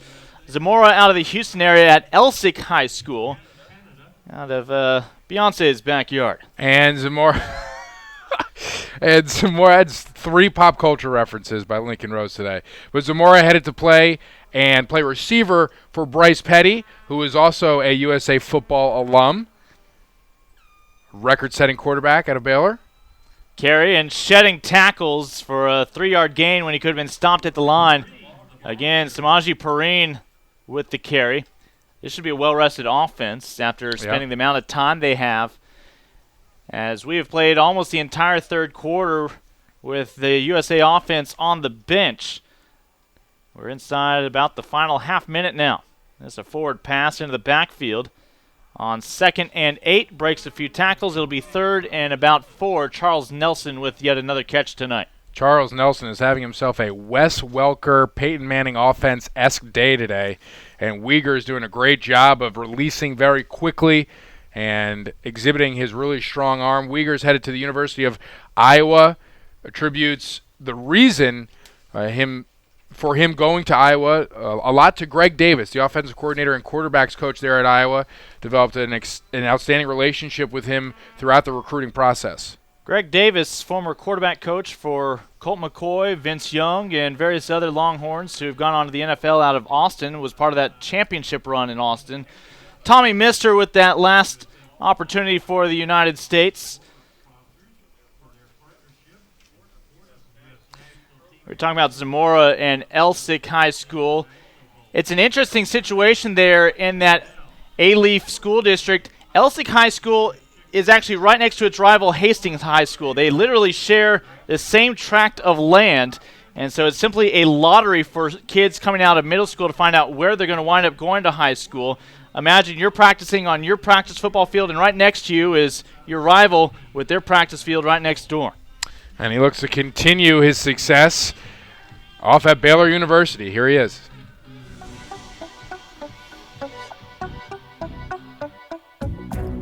Ishmael Zamora, wide receiver, Baylor University. Baylor football is something exciting, something with a lot of energy in it. Something that gets you just wants to play and just want to be a part of a great team and just do a lot and just be with a whole lot of people that want the same goals as you. Recently, his high school's produced some NBA players, including Rashard Lewis. He'd love to go on and represent them in the NFL. Terrell Pinto is back to return for Canada. I believe another timeout has been burned here to start the fourth quarter. Yeah, one of the cool things Wednesday, Lincoln, when we were talking to some of the U19 players that just signed their letters of intent to go on and play in college, we were standing in one of the concourses at AT&T Stadium. We were sitting there, and I looked at Montel McBride, who's headed to Alabama, and I said, look behind you. Do you realize that conceivably in about 3 or 4 or 5 years, you could possibly be playing on this field? And some of them get overcome with emotion, but it's a very realistic possibility that a lot of these guys can go on beyond college and play at the ultimate highest level. And it's it really is a privilege to be able to watch them all play on the same team here today. Lincoln Rose, along with, again, the gentleman who hosted that National Signing Day celebration over at AT&T Stadium, Tom Monfiletto. And, Tom, I know it's been a fun week for all involved. Let's see the outcome of this one as they sort things out. United States says this is going to stay with them, as Samaje Perine was able to take that ball on the fake, and sure enough, the offense for USA is going to stay out there a little bit longer. Yeah, here's a direct snap to Perine. 4th and 6. Pretty gutsy call here. And a good job up front by Team USA. And then Perine to break the first tackle and fight all the way to the first down. Wow. He looked like he'd be stopped a yard shy. Next thing you know, extra burst. And he's 2 yards past the line. Talking about extra burst, that ball now will pop loose. And it's a question of who falls on it, as Justin Jackson had the carry. And moments after the United States keeps their drive alive, it appears the ball will stay with the red, white, and blue. And that's what I'm talking about with that burst. So you see Justin Jackson baiting his defenders, finally finding a seam and just exploding through it, but unable to secure the football here. Already had the first down, then all of a sudden a pop sends that ball loose. First and goal will be the result for the United States, who falls on that fumble and gets possession of it right where they were able to lie on it. And for a rare time, Canada winds up in the backfield.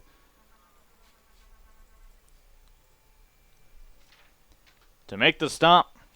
Yeah, Uyghur's keeping it there on the read option. Felt like he had a better opportunity. As Coach Faircloth comes out onto the field, making us think it's a timeout, but just signaling a play into his quarterback.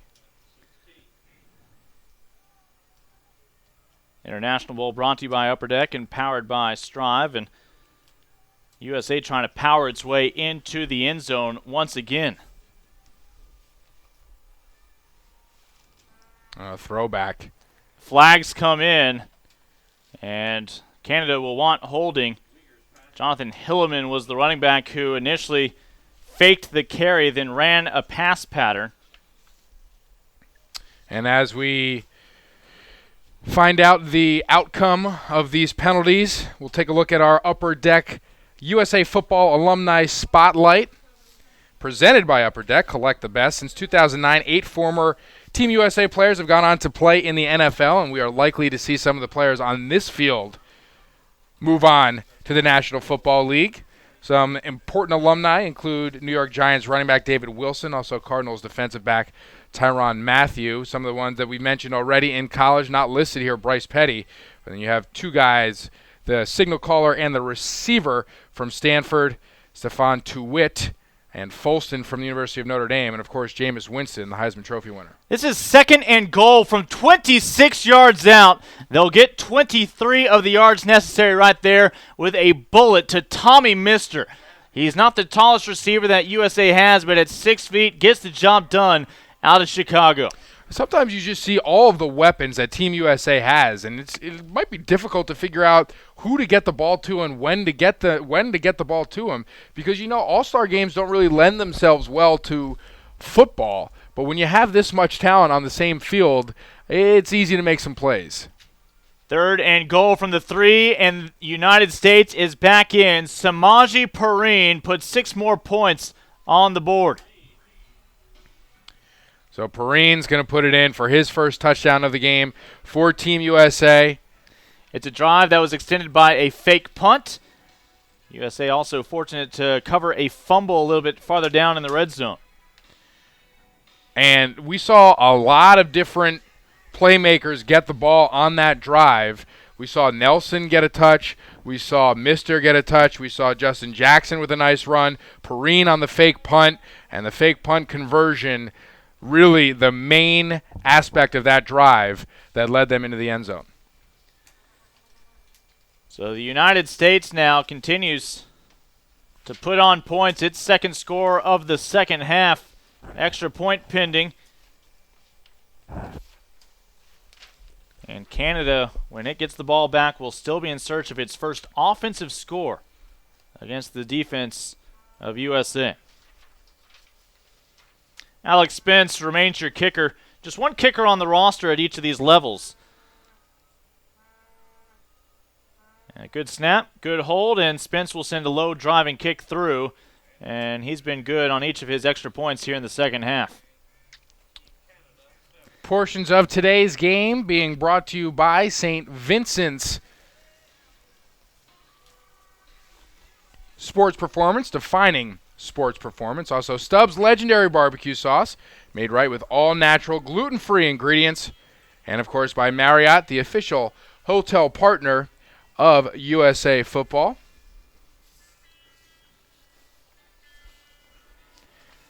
Marriott, the official hotel partner and VIP hospitality sponsor for USA Football and the U.S. National Football Team. Special thanks to Marriott for their support of USA Football and the national team.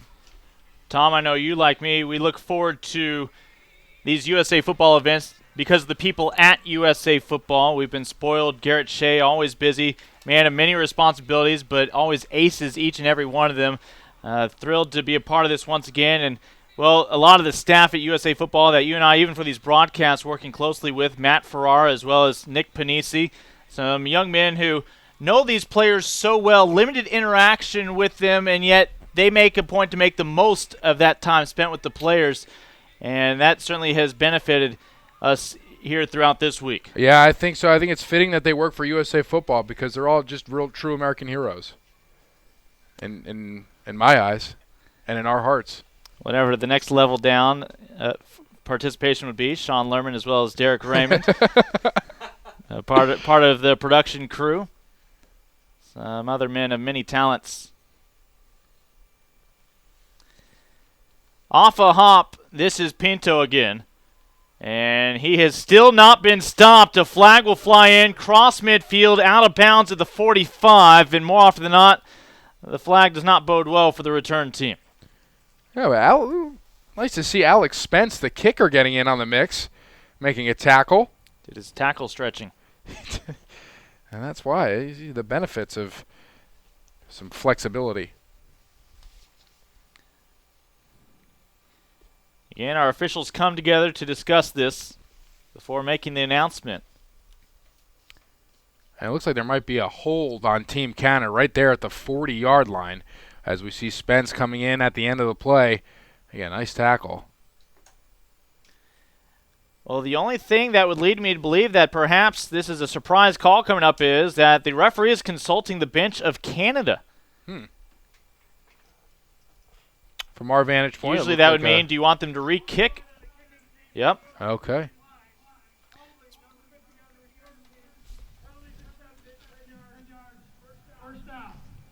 All right, so it will be a holding on Team Canada. It will be a first down after the enforcement of the penalty. Well, Canada had to balance the fact that USA was going to get the chance to enforce the holding call, and Canada apparently is content with the ball on the 31-yard line rather than a re-kick. As each team drew an infraction, Jean is the quarterback, and he will not have long to spend in the pocket, and just a 2-yard gain on the pass out to the right side. As that time he hits number 80, you see there, David Blaine once again. Big Russell Wren giving chase from the right defensive end position, looking for his first sack on the game. Once again in on the sack party here. Well, we mentioned USA Football's offense has not spent much time on the field here in the second half. They've made the most of their opportunities, adding to what was a 22-7 lead at the half with a pair of touchdowns and successful extra points. This on 2nd and 8, keeping it on the ground. A spin for an extra couple of yards by Montemiglio. I want to look at this play again. I want you to look at Harrison Phillips from the start of the play to the finish. Starts in the defensive tackle position inside, winds up making this play all the way towards the sideline. And this is just the effort that we've been seeing all day long from USA Football, especially from Phillips. Doesn't give up on the play, winds up making a tackle after the running back spins off of his first attempted tackler. And Phillips all over the field today. And now a battle of the lines about to be on display, 3rd and 2. Man breaks free, pressure on the quarterback, Jean, and he can't get back to the line of scrimmage. A sack by USA on 3rd down. And making that stop, Charles Grant. Again, the defensive back flying to the play. I've really been impressed by the ability of the defensive backfield for Team USA in their ability to tackle in the open field, to go at such high speeds, but to control themselves in such a way where they can break down, make tackles without giving up any speed. But again, it was the defensive line front four who helped flush out the quarterback. Charles Nelson now back to return, standing at his own 23-yard line for USA. Canadians unlikely to fake one here. Pressure off the edge, punches away cleanly, and now the United States will set up for their 3rd drive of this half at about the 39-yard line. We'll get some decent field position here. And I'm not sure if this is a sense where there are 7 minutes left to go in the game, but this probably isn't a situation where you're looking to run the clock out. You're still trying to get some of your guys some great experience out on the field. Maybe some guys that haven't been in as much because of how well the defense has been playing. But we'll see what Coach Faircloth likes to do here. Jalen McClendon back in at quarterback. He has shown some signs of brilliance in his opportunities under center. And you want your players to get out there and make the most of this experience and really just kind of get their money's worth here. McClendon fires one, needs the receivers to set up some blocks, and they do exactly that. Some unselfish play as that time Chachi Luce again factors in the Lovejoy Leopard. And Luce, his first reception on the day, he has a pass attempt as he hit Avery Edwards on a 4th and long. Let's see if they wipe it off. Nope, they'll add on 15 yards. And, of course, all face mask calls now carry a 15-yard penalty. There's no longer a grasping variety for 5 yards. No. Everything now labeled a personal foul. I want to just keep everybody as far away from the face mask as possible when making a tackle. Inside of 7 minutes, as here in the fourth quarter, it is looking quite likely that the United States is going to prevail, and that likely has a few folks breathing a little bit easier. Justin Jackson will go sprinting down the far sideline. They'll mark him out of bounds at about the 6. He was off to the races. And as we watch this again, just look at the quick bursts out of Justin Jackson as he blows by the defenders for Team Canada. As soon as he sees an opening and finds a place where he wants to go, he takes off and just explodes. Justin Jackson, extremely impressive running back, will be continuing his career at Evansville at Northwestern University. And right here, just takes off towards the sideline, bumped out of bounds before he can get into the end zone. Justin Jackson having an outstanding day.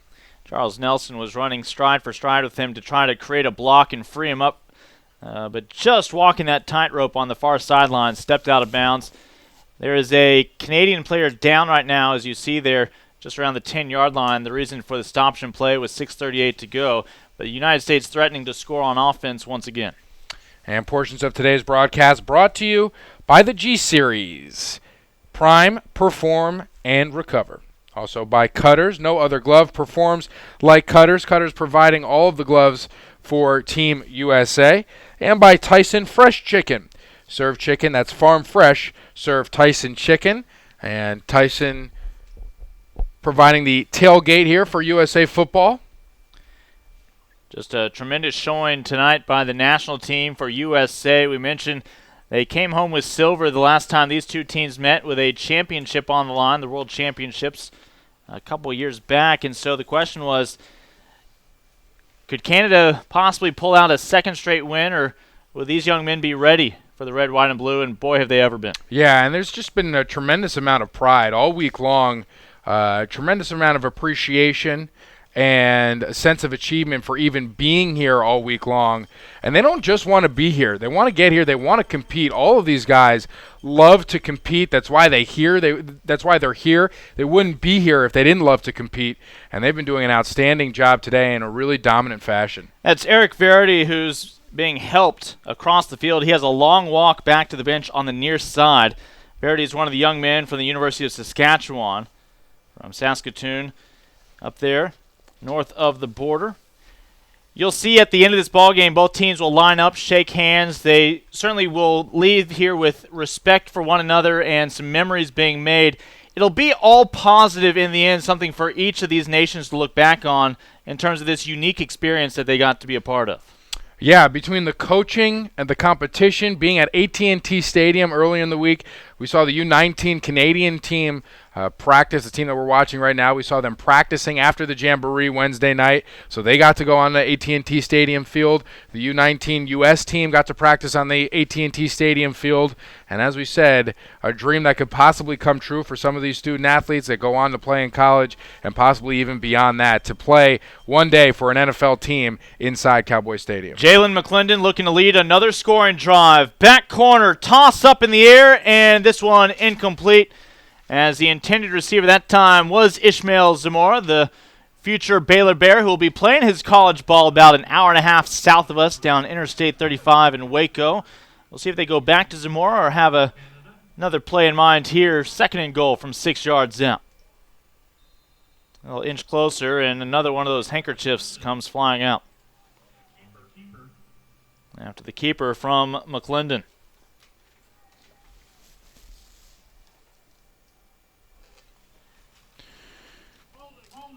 Yeah, we got a holding call. I think that came on the outside from a receiver, it looked like. But McClendon showing a lot of ability and promise with the ball in his hands, whether he be running it or throwing it. 2nd and goal from the 15 coming up here in a moment following that penalty. As the clock gets closer and closer to the final 6 minutes of play. Let's talk about all positive. Not all losses are the same. A competition like this, you have a feeling every single one of the clubs up in Canada represented by these young men out there in the red, white, and black are going to benefit from some renewed intensity. Again, they go back corner, and again, Canada prevails with tremendous coverage on Zamora. They like the matchup with Zamora for USA, but among those who deserve credit on the coverage is Bashutsky, another player out of University of Saskatchewan, Lance Bashutsky, out of Saskatoon. Kind of getting lost in the shuffle and the success of this USA football team here tonight. The offensive line done a pretty good job of protecting all 3 quarterbacks all day long and opening some holes for these running backs to barrel through. McClendon tries to thread a needle. Again, Canada's secondary has done an excellent job on this possession. They were looking for Stevens. And Jaden McCoy, the one who gets the hand on it to break it all up. Jaden McCoy, who plays his ball for University of Manitoba in Winnipeg. It looks like the USA offense will come back onto the field for a 4th and 15 attempt. Yeah, 4th and goal from 15 yards out after that holding call a couple plays back. After previously being at the 6, McClendon slips one tackle, will get hit from behind, has a receiver. Again, they needed to get into the end zone or bust, and Canada has made a stop. They'll pick up with their next possession at the 15-yard line. Again, looking for Stevens on the route. McClendon doing all he could there to keep the play alive and get something going there.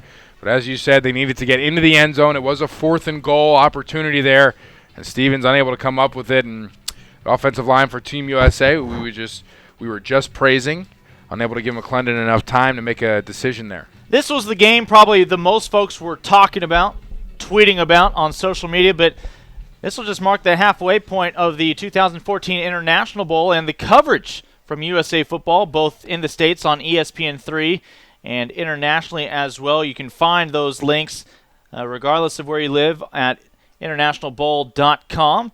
Tomorrow, 3 more games, the U17 red, U17 blue, as well as the U18 national teams for the United States.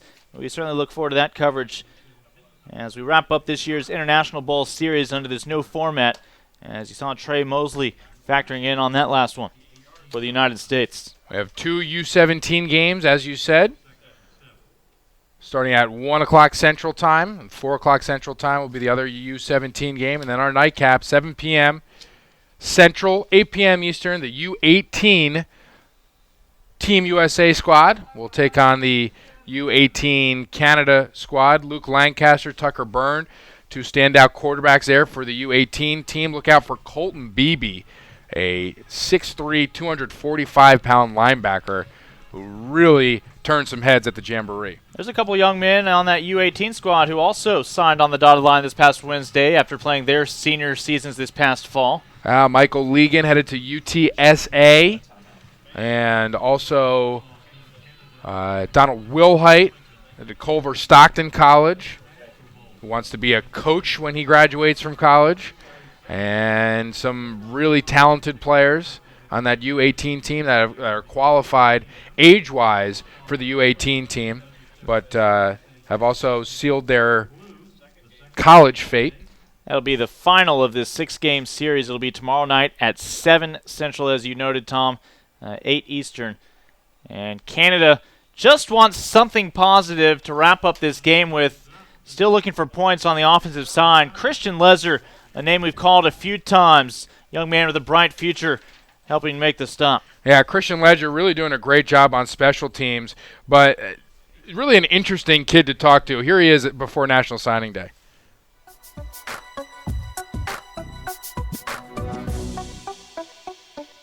Christian Ledger, linebacker, Boston College. Boston College was a great fit for me both athletically and academically, and it's not too far away from home, so that's why I chose Boston College. I give 100% every play, and I'll be around the ball.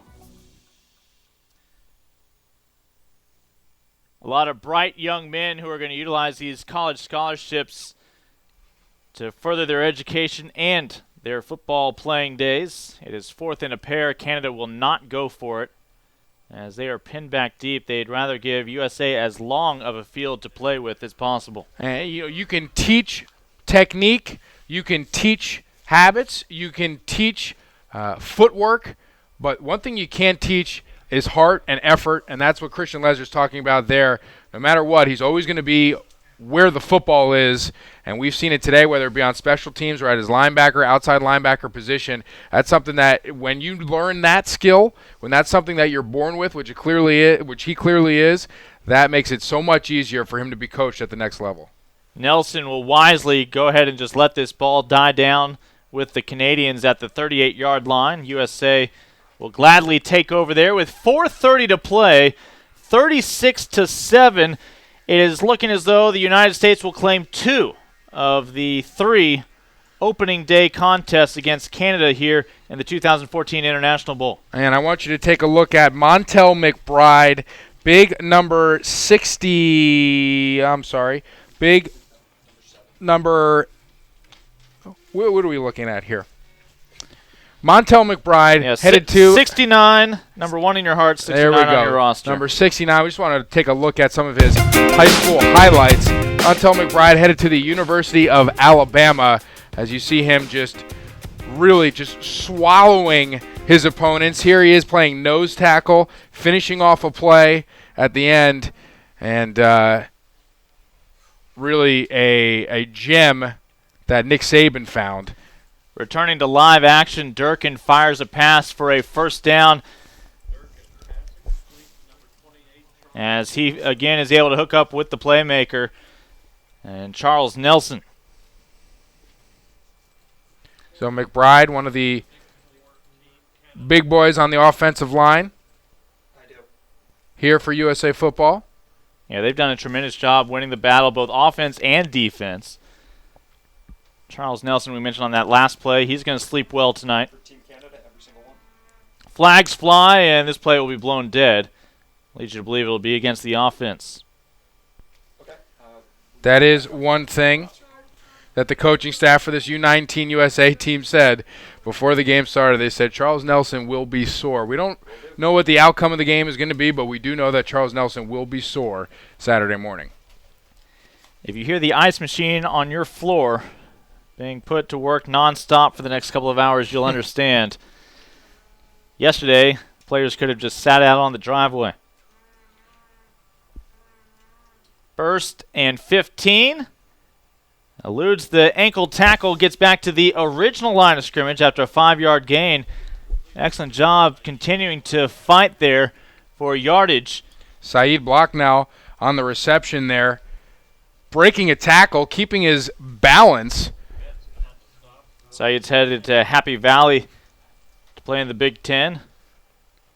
Coach James Franklin taking over there, a northeastern Philadelphia native. Just about 50 minutes from Manalapan High School, where Saeed Blocknell went to school, and was recruiting him when he was at Vanderbilt, and was able to convince him to come to Penn State. Another handoff. We'll see if USA can eat some clock. Obviously, some of these young men still want to make a few more highlights for their real Justin Jackson that time. The 5'11" running back, some nice size. Justin Jackson with a lot of room to get bigger as well. The speed is there, the burst is there, the quickness is absolutely there. His vision is outstanding, and you see a lot of guys here with good frames and an opportunity to grow. You look at one of the U17 players, Robert Washington, has been a part of the USA football program for a number of years. His ability to grow, get a lot stronger as he has progressed throughout his high school career has been remarkable. And you're going to see a lot of that here today. Or you're going to see a lot of that in the future of these players. 5 wide for Durkin, and he doesn't share the ball with a single one of them. Instead, on 3rd and 3, goes head over heels and will be stopped about a yard shy by Canada. And on one hand, you have to love that. You have to love that out of your quarterback, just having absolutely no fear whatsoever, and he's going to make and get the extra yard no matter what he has to do. On the other hand, it's a little bit scary. This time he'll have some lead blockers as they line up, and there was a timeout called by Canada first. 2:08 to play. We want to remind fans tuning in to stick around upon the conclusion of this game between the U19 national teams of United States of America and Canada. An MVP will be announced from both squads. Yeah, and we probably won't pick an offensive lineman because it's tough to notice what they've done. But 36 points on the board for this Team USA squad, and this offensive line has done a tremendous job, led mostly by center Dalton Risner, who we caught up with before National Signing Day.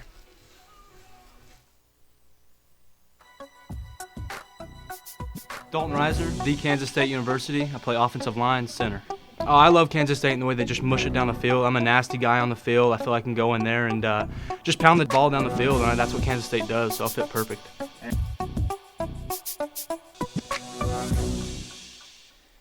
Dalton spends his summers working on local farms and ranches, stacking bales of hay, milking cows.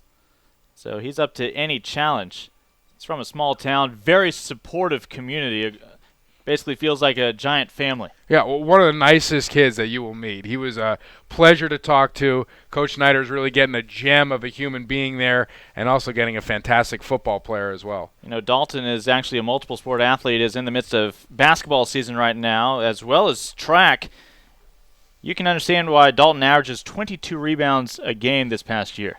Is that real? That's a real stat? I wrote it down. It's got to be true. That is outstanding. No, I understand. Get some decent positioning down low on the block. He also insists he's a talented chef. Pancakes and grilled cheese. And it's Justin Jackson with that last carry. It's a really complicated repertoire there.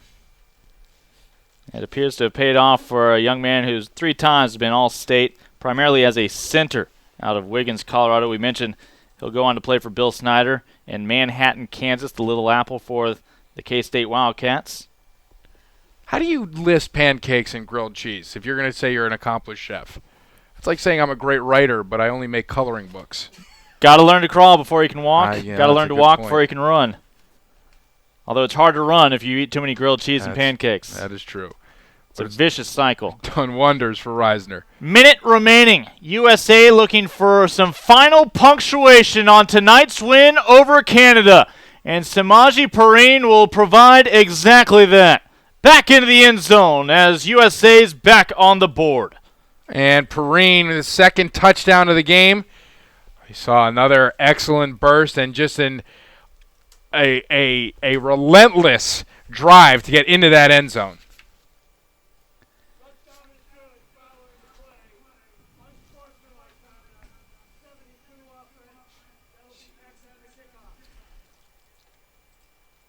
So the unsportsmanlike conduct you heard will be assessed on the kickoff. Touchdown is good. The extra point will be tried from its typical spot a couple yards out.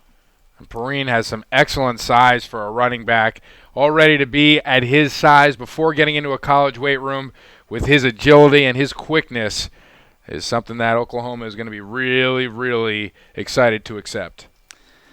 Just 10 men on. Now they'll bring in the 11th man late for USA, and that's another thing. Special teams, you've got to be impressed when you can figure out special teams in less than a week of two-a-days.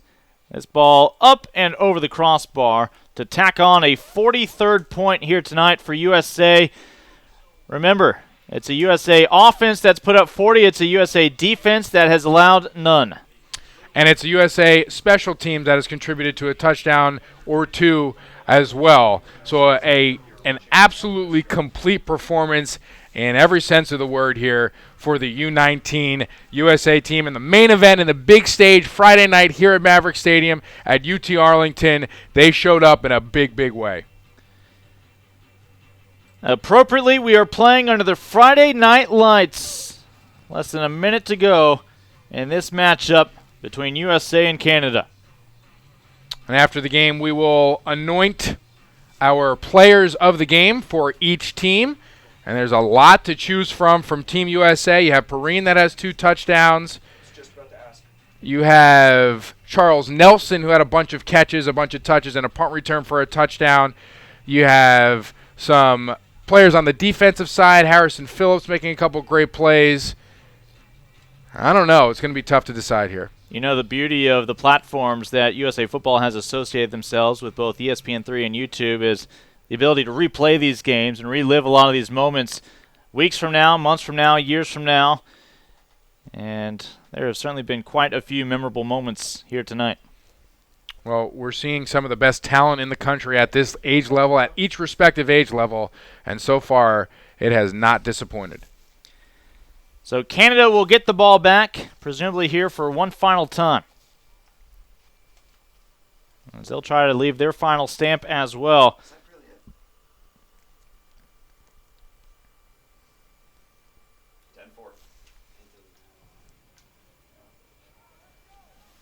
From the 26. And down at about the 44-yard line, so close to midfield here for the red, white, and black. And no surprise there, Christian Lezer in on the tackle. The U15s played the opening match of this weekend's 6-game series, and that went the way decisively 48-0 for the United States. The second game, a nail-biter. But in the end, I believe 10-7 the final score in favor of Canada in a battle of the U16s. The U19s, the elder statesmen, trying to set the tone for tomorrow's 3 games here. And a dangerous pass, congested area, lots of traffic, and great coverage by Nick Ruffin. And I don't think Nick Ruffin has had a pass completed to his side yet today. The talented cornerback headed to Auburn, who was actually at the Iron Bowl this year when Chris Davis Jr. returned the kick for a touchdown. Said it was one of the craziest experiences he's ever had live at a sporting event. I don't know what else could top that. And it helped catapult Auburn into the national championship game for the first time since Cam Newton brought home the crystal ball a few years back. Rolling out to the right side on 2nd and 10, about a 7-yard gain. Clock will stop with just inside of 37 seconds remaining, as Dante Jean looks to be the quarterback who will close things out here for Canada.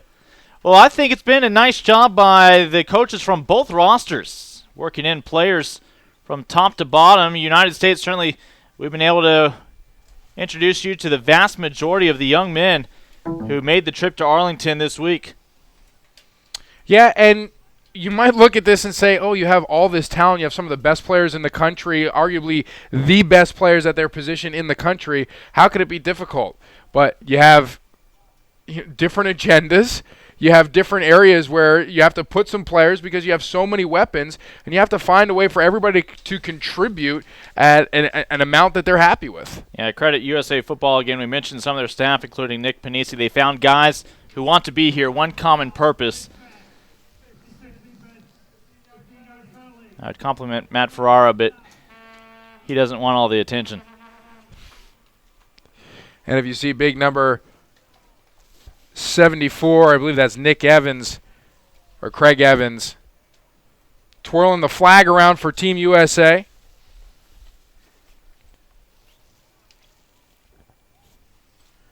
Craig Evans had a great game today on the defensive line, headed to Michigan State next year.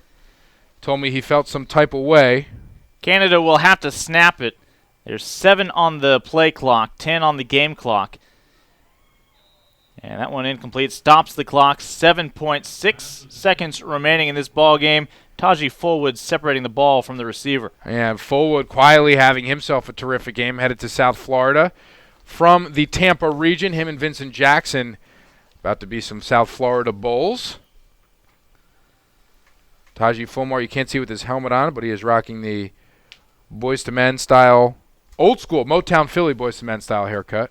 It's going to take too much time to explain that to any of these young men, 19 and under. Just a quick goog. Again, Canada looking for its first offensive points. They have the option to pass downfield here after that lateral. Receiver out in the flats. USA utilizes the sideline, and that's the ball game. The U19s of the United States of America prevail tonight 43-7 on day one of the 2014 International Bowl. USA football and its national teams claim 2 of the first 3 games of the series. And Tom Monfiletto, let's do this again tomorrow, shall we? Yeah, this was a lot of fun, Lincoln. Thanks for coming with us today. And we saw an absolute complete performance from this USA football team. The U15s and the U19s with a similar dominant performance all across the board. Offense, defense, special teams. Really an exciting thing to see all day long. And the U19 players of the game will be announced shortly, and we will take a look at midfield as Garrett Shea will go down there, and we will award the players of the game. And really in awe of the defensive effort from Team USA. 43-7 is the final score here in Arlington.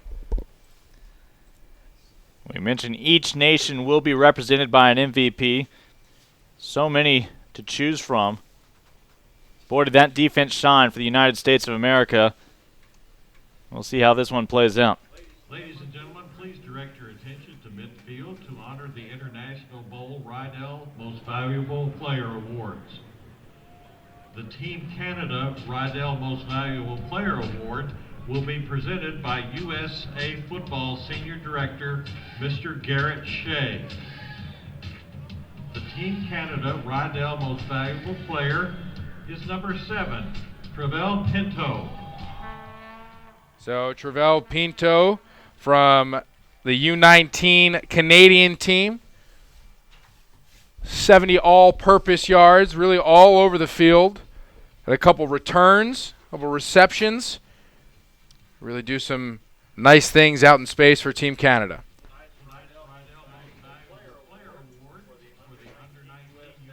And now we're going to announce the MVP for Team USA. President, Mr. Richard McLean.